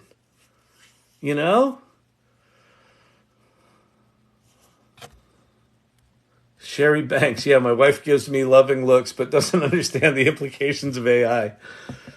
My wife, luckily I've got an understanding wife. We met as actors, so so all this business shit is go do what you need to do. But she knows when I get like this, it's like, all right, well, let him go off and twirl. Because I'm going to figure something out. Do I know what it is yet? I don't. But am I gonna stop because I don't know? Fuck no. No. Do you dream talking to Pi? I actually don't talk to Pi as much as I played with it a lot early on. I oscillate between what I'm calling lateral play, which is basically if here's the shit I'm good at, lateral play is playing with the shit out to the sides of that and getting good at that. So I'm oscillating right now between lateral play and doing shit for my business, and lateral play and doing shit for my business. And so I'm kind of going through these waves of, when I do shit for my business, I kind of lose track of what's happening in AI world. And when I'm doing AI world, I kind of lose track of what's going on in the business. So it's it's a bit schizophrenic right now, but it's kind of cool. I struggle with, do I share this or hold it close to my vest? So Craig Bergstrom, this channel exists for me to just get this shit out and tell as many fucking people as I can. I am a firm believer that when you're this early in an industry, so if you think about whatever AI is today, and when I'm talking about AI, I'm not talking about the AI that's been around for 20 years that's embedded in all of our shit. I'm talking about the AI that starts November 30th of last year, the generative AI stuff, where the rest of us get access to these tools. That industry is as narrow as a hair right now, and it's going to do this, right? It's going to expand out like this. Because it's so narrow, anyone who does anything in the industry right now is going to have massive amounts of opportunity when the thing does this. If you keep it close to your vest, no one will know that you're one of the people that knows what the fuck is going on. So it's my deep, passionate opinion that you should fucking share with everyone. Even if your company has a fuck AI policy, there's a no ChatGPT policy, we block it at the server level. In the lunchroom, talk about what you learned over the weekend, writing a storybook for your kids, and now you can make images in this thing too. And so not only did you write the storybook, but you made the images right in line with that. And they'll be like, what? Yeah, it was amazing. Imagine what we could do at work if we had that tool. Yeah, we're not allowed to. I know. Oh, you want to know another cool thing? So, like, be that fucking weirdo. Because what's going to happen is when whatever this thing is starts to do this, people are going to start to going, who knows anything about this? And if you're one of those people, that'll be good. And what you might also find is that as you learn about this stuff, maybe you're working in a company where you keep telling people and they're like, no, so, yeah. And then you're running in another circle of friends and they work for a company that's really aggressively adopting AI. And you're like, that company seems to be thriving. Mine seems to be struggling. Maybe there's a pattern here. Maybe jump over there, right? So I'm a firm believer, fucking tell everyone.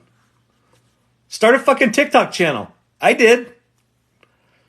Am I qualified? No, I am so not qualified that the supporters of the channel make me signs that say, what are your qualifications? With a bunch of angry people staring on. Because no one's qualified right now. That's the big secret. There are no experts. Zero. I'm not an expert. I'm learning this shit on the fly and sharing what I'm learning in real time and trying to get anyone who will pay attention to hang out in here. Well, I don't care if you hang out in here. To just go play with this shit. Go play with. In fact, there's a bunch of new people in here. Let me go over and just say, start, if you haven't played with ChatGPT, go there right now. Don't just while I ramble, you're like, man, this is kind of interesting. The geriatrics are on the TikTok trying to teach each other how to use AI. Yep, whatever. Judge me, troll me, I don't give a shit. Go there, chat.openai.com, and start playing. If you haven't played with it yet, it's free. And then if you're like, well, I don't know what to do. Oh, it's okay. Go tell it to write you a country song about your ex. The one that broke your heart. Or your dog. Tell it to write you a business plan for the flower business you always wanted to get off the ground but haven't had the guts to do. Have it write you a project plan. Have it make you a meal plan for the family that only includes aardvark meat as the primary protein. It will. And then these other ones, you can go play with them too. But just go spend 30 minutes with ChatGPT. Just while I'm talking. And then, if you do it right, you'll have your first Kevin McAllister moment, which is, I had no idea. That's an amazing fucking moment. When you think that this thing, it's just like fancy Google. It's not like fancy Google. It is staggeringly more profound than that. Staggeringly more profound than that. How do you know? I don't know. It's impossible to describe it. So you have to go. This is like one of those. Did you ever take? I did the Landmark Forum for a while, which is one of those self-help kind of. Is it a cult or is it a self-help group? And it's just like one of those things where people want to know, well, what is it? What is it? And it's hard to describe it. Like I figured out a way to articulate it, but it's really hard to describe. And so you kind of have to do it. And that's what this stuff is right now. Because it looks like fancy Google. It's not fancy Google. And now that they've added DALL-E image generation into this thing, if you pay the $20 for that, all these images that Ted is making, these really cool, like there's a washer one with an AI shirt in the dryer. That's pretty cool. He's making in ChatGPT. He's just talking to ChatGPT, asking it to make him pictures, and it's making him pictures. That thing. The thing you think is fancy Google is way deeper than fancy Google. You can go into this thing in there called Advanced Data Analysis, where you can upload a CSV file of data, and have it do the analysis and create charts and graphs and identify trends and clean up the data and understand the data. If you know nothing about data analysis, like I don't, it can do it. Well, you can do it using it. It's remarkable. So go do that stuff. Go play. Go play. Go play. Go. What? Sir, I'd like to inquire, what are your qualifications, sir? Sir, I find you tiresome and bothersome. Sir, good day to you. How are we doing time-wise? I got 15 minutes till I got to start thinking about wrapping this shit up. You know, people, you come in here and you're just like, hey, Kyle, what's ChatGPT? Hey, Kyle, how do I do this? Hey, Kyle. And then you're like, 3 hours later, you're like, but Kyle, you can't go. I got more questions. Well, I got to sleep too, people. What do you think this is a cakewalk? Just because I walk on cake? Oh, look. AI Anonymous. Someone made that image. That's a great one. Hi, my name's Kyle. I've been AI literate since November 30th, 2022. Oh, hey, Kyle. Yeah. Last time I used AI was, well, I right before I started talking, I was on ChatGPT. Yeah, we all are. No one's listening to you. That's great. In fact, I'm transcribing you and turning that into a poem right now. Oh, awesome. That's fantastic. Yeah, so I tried to stop and then didn't work out so good, if you know what I mean. Then they added DALL-E 3 to the ChatGPT, and now it's multimodal, and I just can't. I'm a little moist. Can anyone stop? Can anyone stop it? If they're going to stop it, right? The government's going to shut it down, right? They're going to turn it off. I heard they have a button. Do they have a button to stop it? No? Okay. All right. It what? It does video? You can watch a video. It makes video? Oh my. Oh no. Really? Oh. I like video. Should I try? No. Thoughts on AutoGen? AutoGen's pretty cool. So a lot of the autonomous agent things, AutoGen.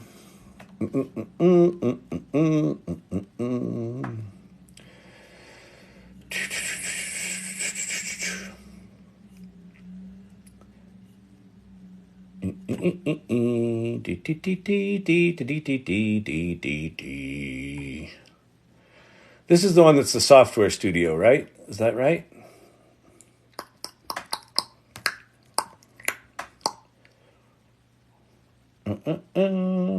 Man, that's a big PDF.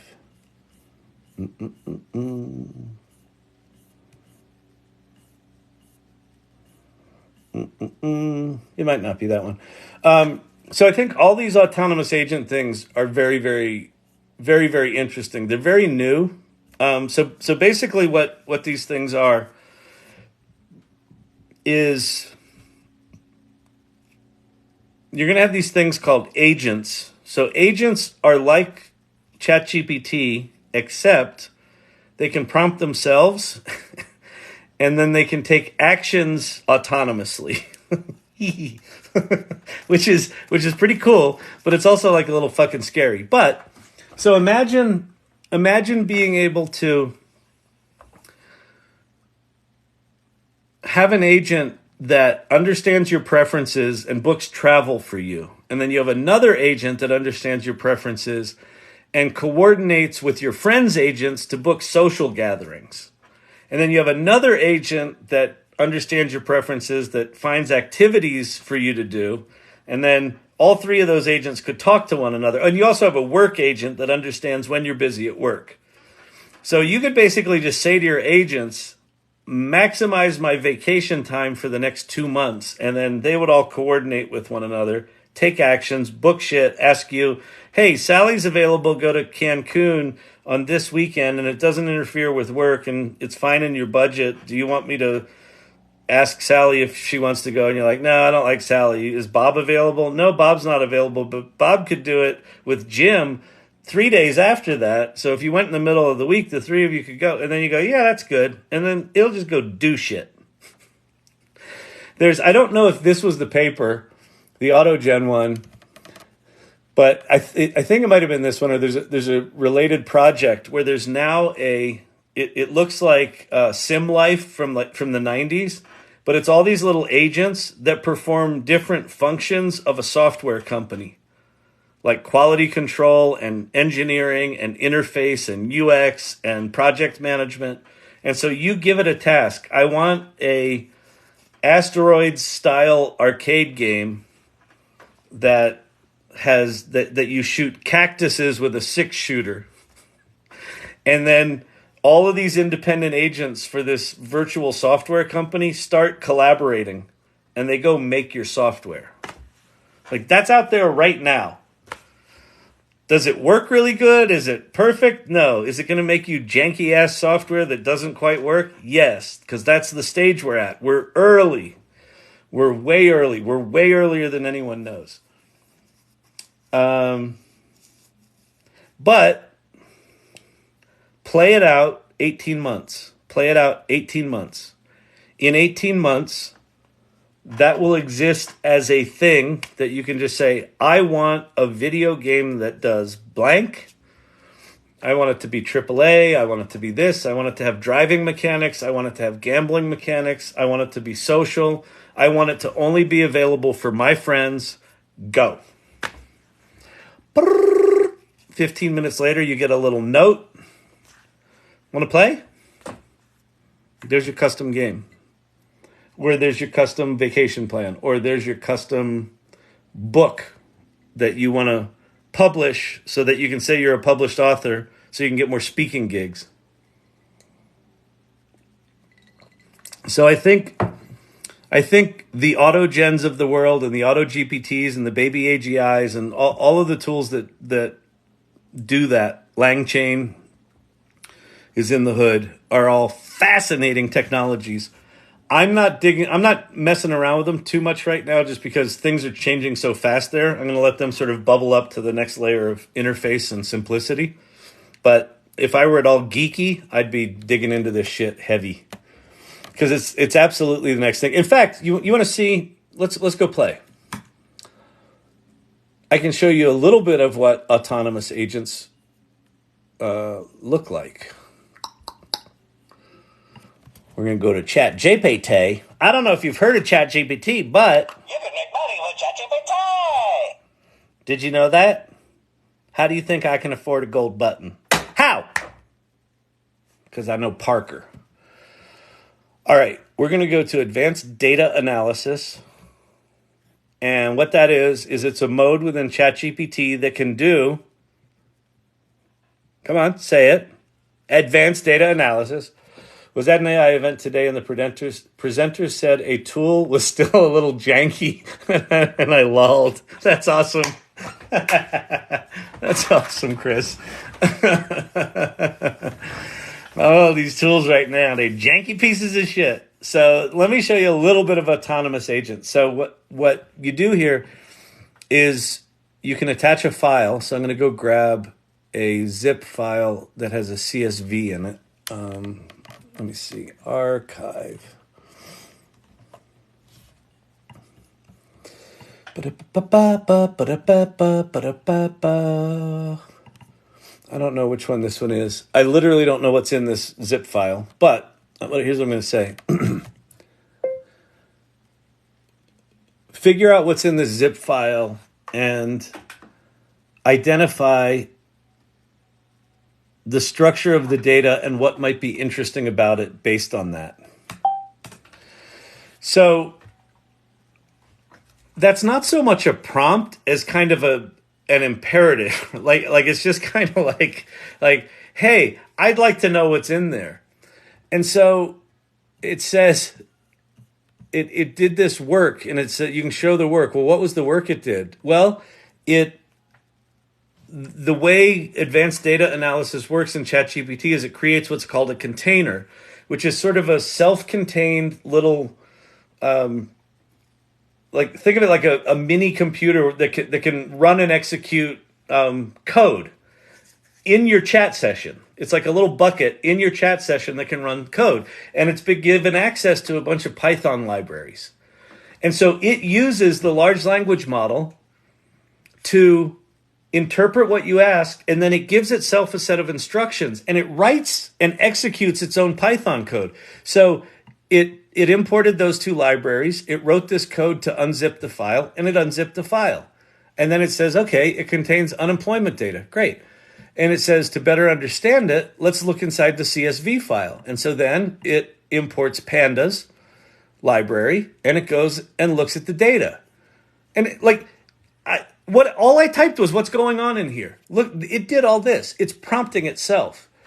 So right now, this is kind of this self-contained little container within a chat session. I can say, make a pretty chart that visualizes one of the more significant trends in the data, and I want it to be aesthetically beautiful. And so it's going to go off and do this. So now imagine this is an agent that's not only sort of doing this stuff within your chat session, but it's going out to the internet and executing stuff out there. It's got access to your travel sites, and you've given it permission to go to your travel sites, and it can go out and find the cheapest prices across 10 different sites. And so it can become its own Expedia. And then it can interact with another agent that's interacting with some other part of your life. You have all these different agents, and they're all taking action on your behalf. And all you're doing is you're kind of like Oz behind the curtain, right? You're just saying, here's what I want done. Go do that. And the go do that part is going to get more and more and more and more sophisticated. And I mean, I'll go back to Ron and his newspaper buddies there.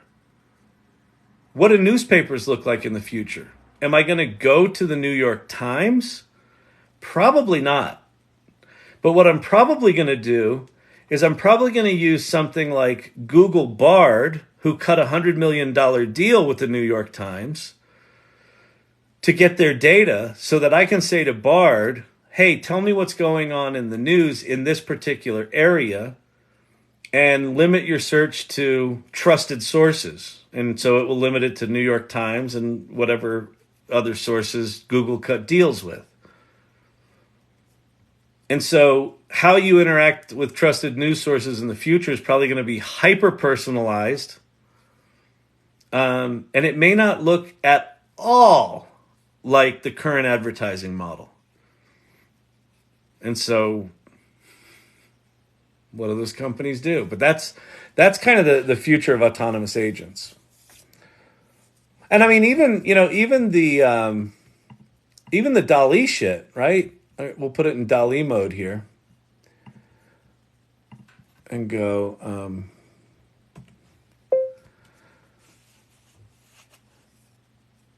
make me an image of an audience watching a clock, and the clock is about to strike 10:30 p.m.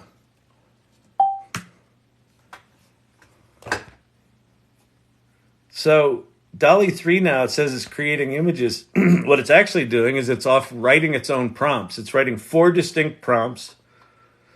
It's creating one as a photo, one as an illustration, one as a 3D rendering. I don't know what it's doing. It doesn't matter. It will be completely irrelevant to any of us what the fuck it's doing. Now, who it may be relevant to are the people that programmed it.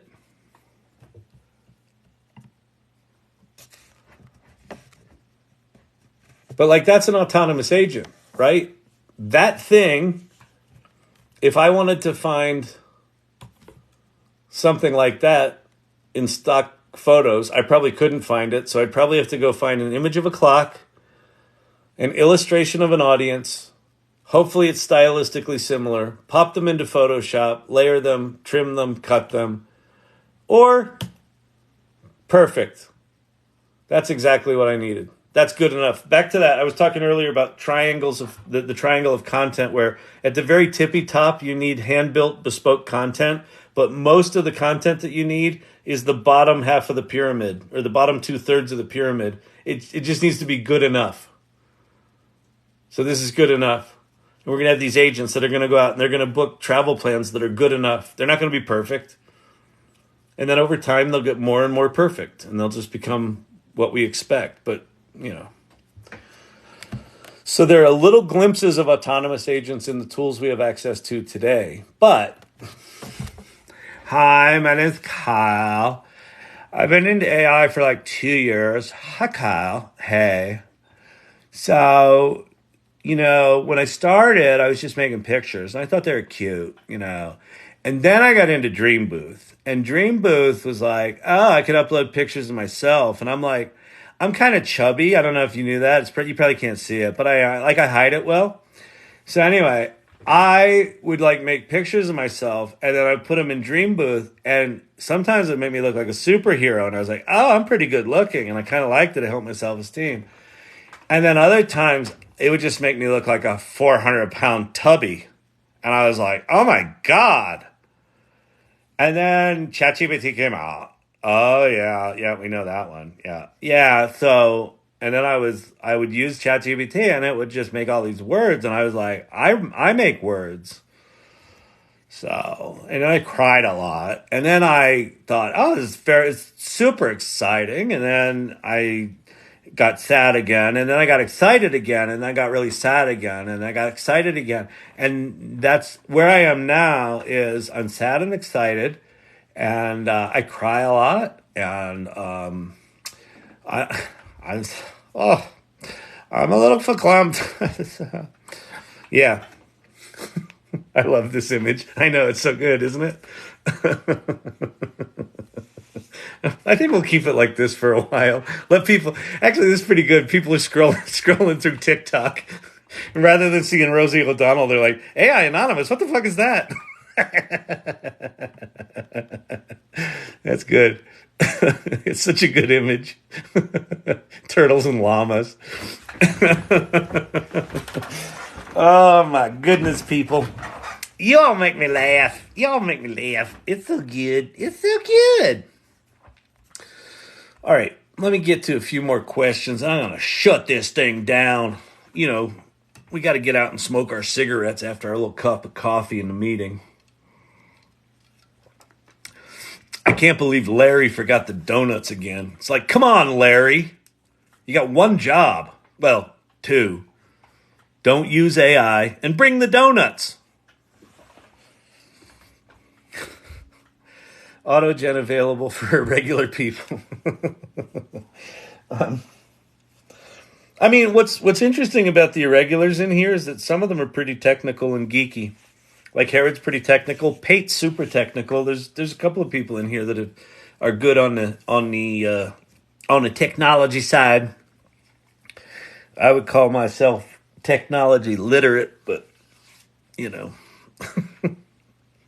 I know just enough to piss off the engineers because they can't get one over on me. But I have unreasonable expectations about what they can do. Microsoft AutoGen is there. Interesting. I haven't played with it yet, so check on Discord, please. Rudy, I think I saw yours, Rudy, didn't I? Or do you have a new one there? Oh, Rudy. Oh, AI Learning Lab. Okay, this is one of those. Now I can see it. Oh, wait, hang on. So Rudy did, squint. See how it says AI Learning Lab? But if you go up close to the image, it's just like people with stuff. Isn't that trippy? Rudy, what's that tool? I forget what the tool is, because I went and played with it, and then I couldn't remember what it was. What's the tool again?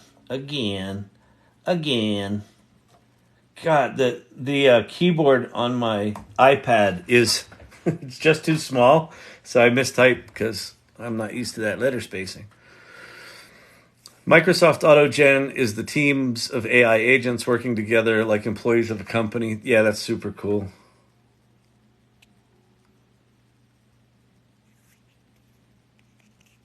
Those images are trippy. Oh, that's ControlNet. But didn't someone make a tool? Didn't someone make I guess they made a standalone app. So yeah, so you're doing those things in ControlNet. That's pretty slick. AI Anonymous, how can I help you? Yeah, hi, listen, I think I might have an issue with AI. What's that? I'm not sleeping anymore. I wake up thinking about AI. I go to bed thinking about AI. I watch this older fella on TikTok every single night for like hours. Oh, yeah. Yeah, we've had some of your type around here. Welcome. Welcome. Yeah. Yeah. Is it it's the AI Learning Lab? Yeah, how did you know? Yeah, we're all there. Yeah. Yeah. So this isn't so much to improve your situation as to accept it. So welcome, welcome. So you all are doing this too? You're not sleeping? Nobody sleeps. No one's sleeping. No, we don't. Well, when he talks, we fall asleep to that. It's the only time we can really sleep is when Kyle's talking. Yeah. He's got a way about him. He seems normal. And then he just starts talking, and we're right out. We're just right out, and then we'll occasionally wake up when he yells about something, the government or this or that. He's cute that way, where he's got the little conspiracy theories. He just thinks everyone's out to get him or something. We think he's normal. We think he's normal, but yeah. No, we think he's nice. We think he's nice, and it's but we can't control it, and we've just come to accept it. And so, yeah, it's okay. Well, isn't that special? Isn't that special? Isn't that special? All right, and scene. Listen, I got no control over this. I hope you know that, right? This is what this is. I came here to learn, and he was just making jokes. It was like he was like on a Saturday Night Live skit, but it was only Friday night. It's like, okay, well, could you at least wait till Saturday to do your stupid jokes? I could. I'm not gonna. Fucking weirdos. I mean, irregulars. Da-da-dun, da-dun-dun-dun-dun-dun-dun. Can we make money? What should I do now? I'm poor. I need money. You can make money with ChatGPT. So listen, Felicific. What's your name? Felicific. Your name seems like it needs one less or one more syllable. Felicific. Syphilis. Thank you, Winston. I like llamas. Llamas is tasty. Here's the thing about making money with ChatGPT, and you're not going to like this answer, Phyllis. You're not going to like this. You might, but you're not. Generative AI tools are tools. They're not a strategy. They're not a get-rich-quick scheme. Will I show Rudy's image again? Who's Rudy? I will show it. Oh, Rudy's image. Wait, hang on. Yes. Hold, please. The AI Learning Lab one? Screenshot away. You could also join the... let me try to get it so it's not quite so reflecty. You could also join the AI Salon. So if you go to thesalon.ai... There you go. Yeah, that's a really cool image. If you go to the salon.ai, it's a link tree, and the third link in that link tree is the link to the Discord, the AI Salon Discord. So just join the Discord, and you can go get the image wholesale. Can you address the Nawali question? What was the Nawali question? Was that the one about, what was it just talking about? How to make money? What was the Nawali question? Or no, wait, no Lowy. I've said it before. Kyle is 3 moves away from turning this into an AI plus turtle themed cult. 2 moves away.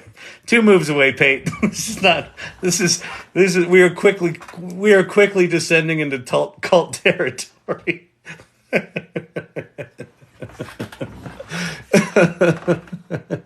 I don't know what it is about Kyle. He's just magnetic.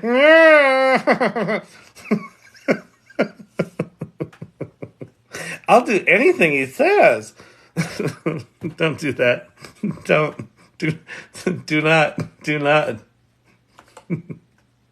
Do not take advice from an out of work actor. Okay, people. Okay.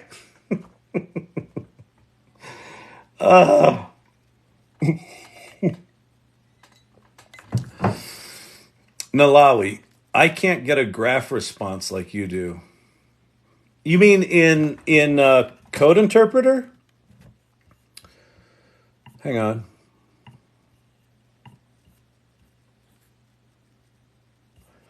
So, why is that not there? You mean like this kind of thing? So here's what you need to do is you need to be in data analysis mode, and then you need to upload a CSV that's got enough data to plot in it, I think.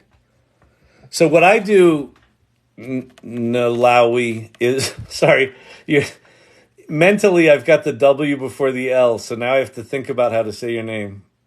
No, I can't. Yeah, whatever the name is. So I go to this site to get data called Kaggle, KAGGLE.com. And then you get data sets. And so you can, and the only reason I'm doing this is like, I'm not a data scientist. Like, I don't know where, yeah, thank you, mods. Yeah, this has been really great. Thank you. Appreciate that. So you go to data sets and then you just search for stuff like most stream songs in Spotify. How big is this? 48K. This should work. So if I go in here and I download this, archive 14, and I go back over to ChatGPT, make sure that I'm in data analysis mode, and then you get your little plus button and upload the thing. There's 14, and say, this zip file contains data for streaming performance on Spotify. Can you please analyze the CSV and tell me what's interesting about the data? I mean, part of it might be if you're just telling it to plot data that's in there, you might need to do a step before that and have it identify trends or somehow understand the data a little bit more before you ask it to plot something. I don't know. I don't quite know what you're trying to solve. Or were you talking about the DALL-E stuff, those images? Because if you don't have DALL-E, that's another thing. Hang on. I might be making an assumption. Kavruno, I think you might be right. He might be asking about DALL-E. Okay, so let me show you one other thing here. So when you go to ChatGPT 4, I've got 5 modes of ChatGPT. You may have less. So I've got default, browse with Bing, advanced data analysis. This is the one that will write Python code and make those kind of charts. Then I got plugins. Some plugins can make images, but it's very hit or miss. And then there's DALL-E. And this is the thing that's making the really pretty images.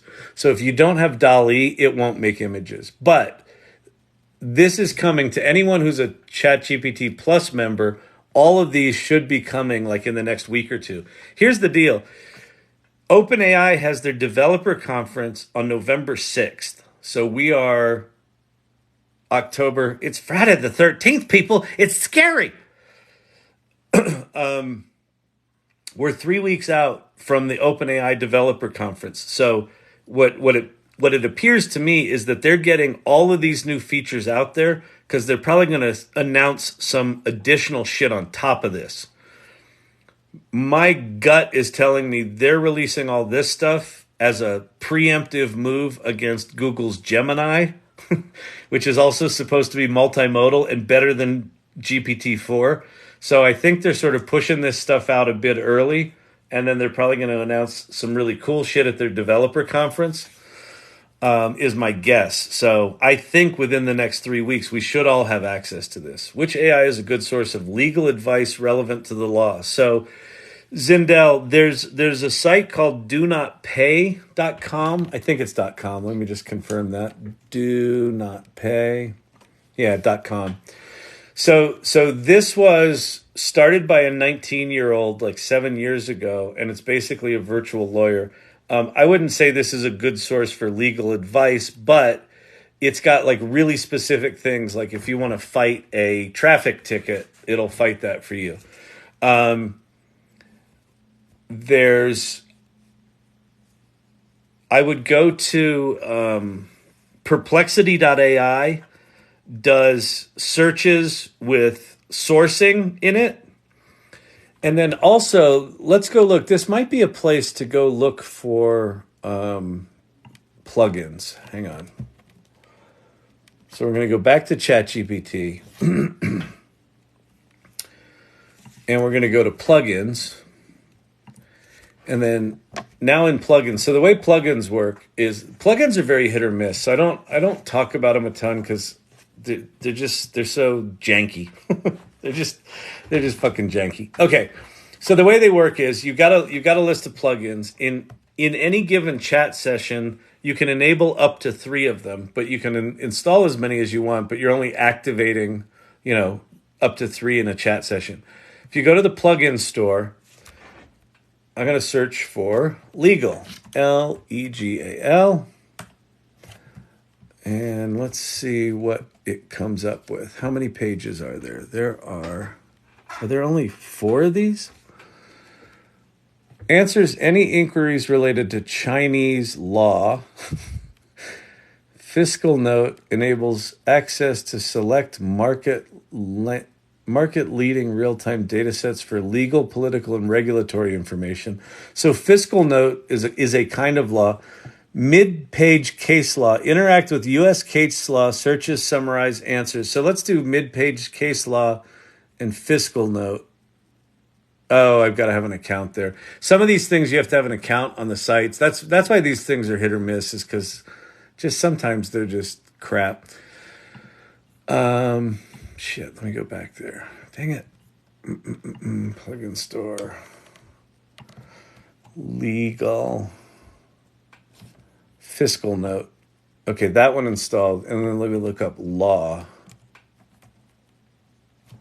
California law, lawyer search, lawyer PR. There's 2 pages of this. U.S. federal law. Get access to federal law. All right, let's do interact with, that was the one you had to sign up, mid-page case law. Let's do U.S. federal law. Okay, that's installed. Okay, so we're going to close this window.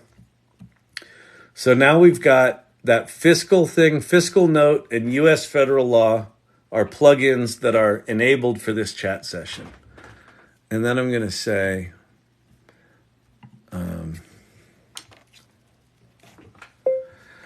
I'm trying to find law pertaining to limits in how many llamas I can raise within the city limits of a medium-sized city in the United States. I need to see what has been publicly released about Gemini. Ooh, has stuff been publicly released? The only thing I've heard, Pate, is that it's coming and that and that it's going to be, I heard, both 5 and 20 times better than ChatGPT. I would be happy with as good as. Okay, so now I asked this. So there it's using the U.S. federal law plugin.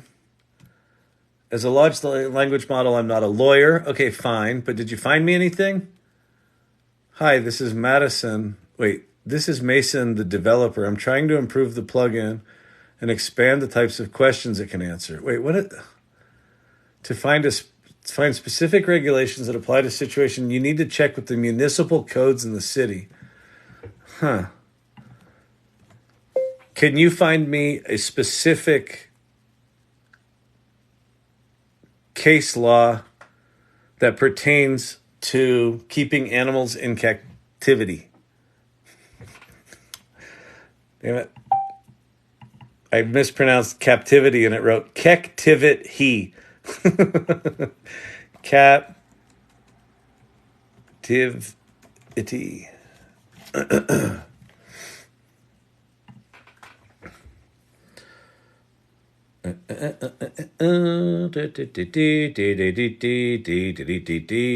This is a useless plugin. I told you that sometimes the plugins are useless. Oh, wait.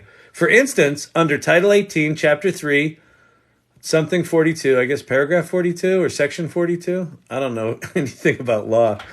I'm fucking useless doing this.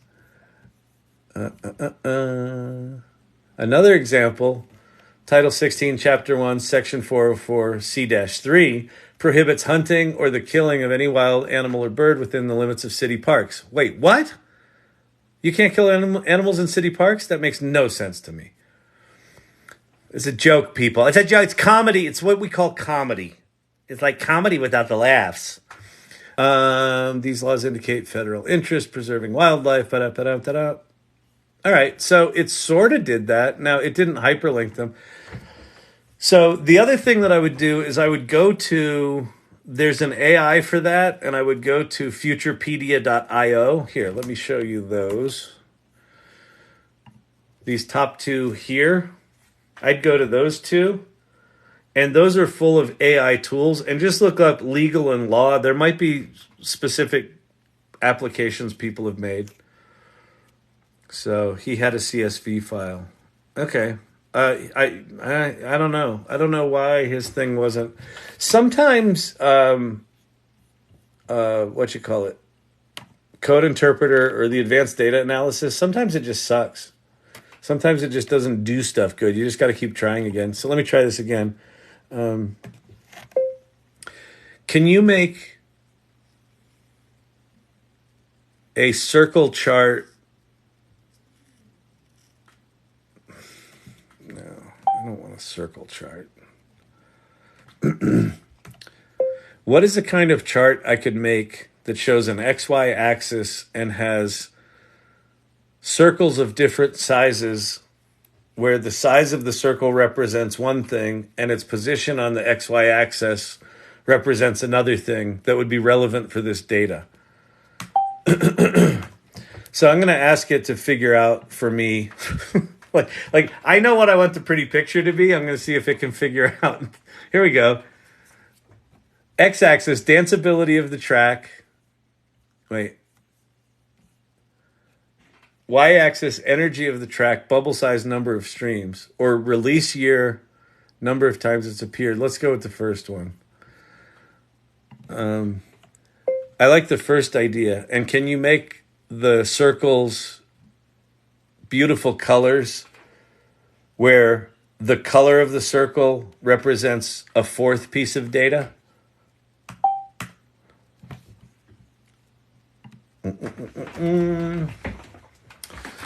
Absolutely. We can add a color dimension to the bubble.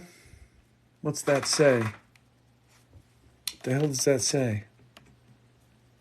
Oh, that's weird. It put some JSON in the response here. That's weird. Color of the bubble is the mode of the track. Oh, the color of the bubble is minor or major key. That's kind of cool. It appears there was an issue with the way the color palette was defined. So it's going to redo it. It seems we're still encountering an issue with the color palette. So this is another example of it being an autonomous agent where it's it's making mistakes and trying to fix its own mistakes. It appears there's a mismatch between the unique categories of mode. To resolve this, We can use a larger palette or let Seaborn automatically handle the coloring based on the unique values in the mode column.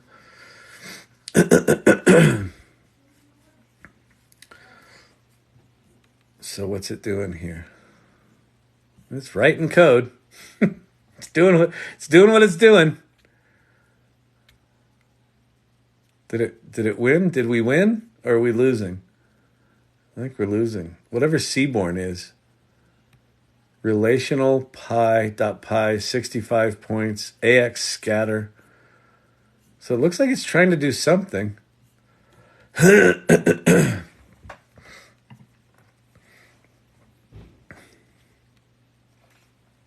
Boom. Not exactly a circle chart, but it's the X's are, I mean, it did something. The size of the X's, right? There's energy, danceability. Is there any statistical clustering? Sort of, I guess, high energy and high danceability yield high plays. There you go. We didn't need a fucking chart for that, but we got one. And it didn't exactly make circles on the chart. It made X's. But the X's are of different sizes, and they look like one's blue and one's green, so maybe they're different colors. But anyway, it did that. So I don't quite know why you're not getting it to do stuff. But if you see how many times this failed, like it had an issue, then it tried again, then it had an issue, then it tried again, then it had an issue, then it tried again, then it finally did something. So that's what's happening. All right, people, listen. Let's do this. We got a few people in here. Feel free to take screenshots. These are things that I think are worth your time to play with. Here's the top 4 of the large language models. Here's the kids table. These are the next 3 down that I think are worth your time. Screenshot away. Here are image tools that I think are worth your time. Take a screenshot there. Then we got video tools. Then we got people to follow and some directories. Then we got the AI Salon. That's the community where you can join. This is just a cool list of tools that Thelonious put together. That's my company. And that is the YouTube channel where we put archives of these lives. Because if you just can't get enough of me, there's like 130 videos up here. I've been doing this for 4.5 months. Every fucking night, people. Every night. So, listen, it's getting late. I got to go. It's probably 11. Yeah, it's 11. I got to get out of here, people. If anyone's on the East Coast still watching this, what are you doing with your lives? Get it together. Get yourself to AI Anonymous. Pronto.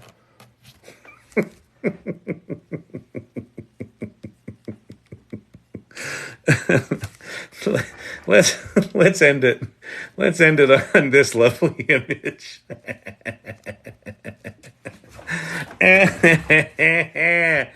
Oh, what's my day job? I am the CEO. Thank you, Winston, for the llama. And llamas is tasty. I am the founder and CEO of Storyvine is my day job.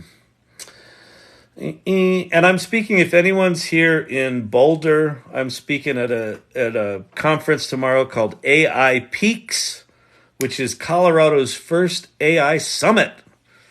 And I am talking about how 2023 is the new 1995 and what's coming with AI and what's here and what you should be doing. And what you should not be doing is sitting on the sidelines. Get yourself in a group like this and say, I'm Kyle and I just can't stop thinking about AI. What do I do with my life?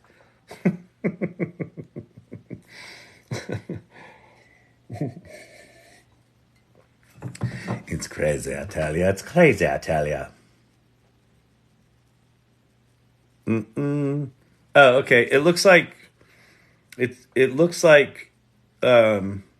the link on the whatever you call it, the link tree for the salon, the Discord link might be expired. I'll check that out. I'll fix that. I wonder if there's a way I can fix it now. I don't know if I can get anyone there now. No, you know what? If you're interested in the salon and you couldn't get into the Discord, just DM me. Or join the meetup, and I'll update the Discord. I'll update the Discord link there. Record your presentation and please share. Oh, the one tomorrow for the AI Peaks. I hope they're recording it. It seems like they've got their shit decently together. So, but I've got an example of it. I'll share an example of it on the salon. I did a version of this like 6 months ago for Creative Mornings, and so it's kind of a modified version of that presentation. So I'll share that. All right, everybody, listen, it's late here. I'm going to go now. So thank you all. Let me see here. Hair Growth Geek, it was good to see you. Pate, Patter. Pate, good to see you. Hair Growth Geek. Let's see. Let's Talk Talent. That photo is hilarious to me. I know, it's great, isn't it?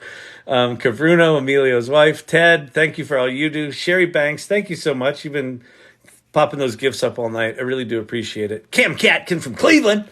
Fantastic seeing you again. What else we got?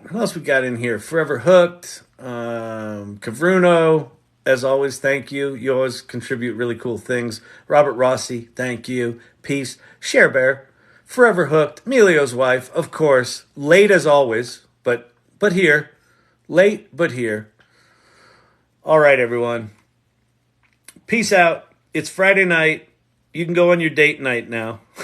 But Kyle, it's too late for that. Exactly. But at least I gave you the option. Peace out, everybody.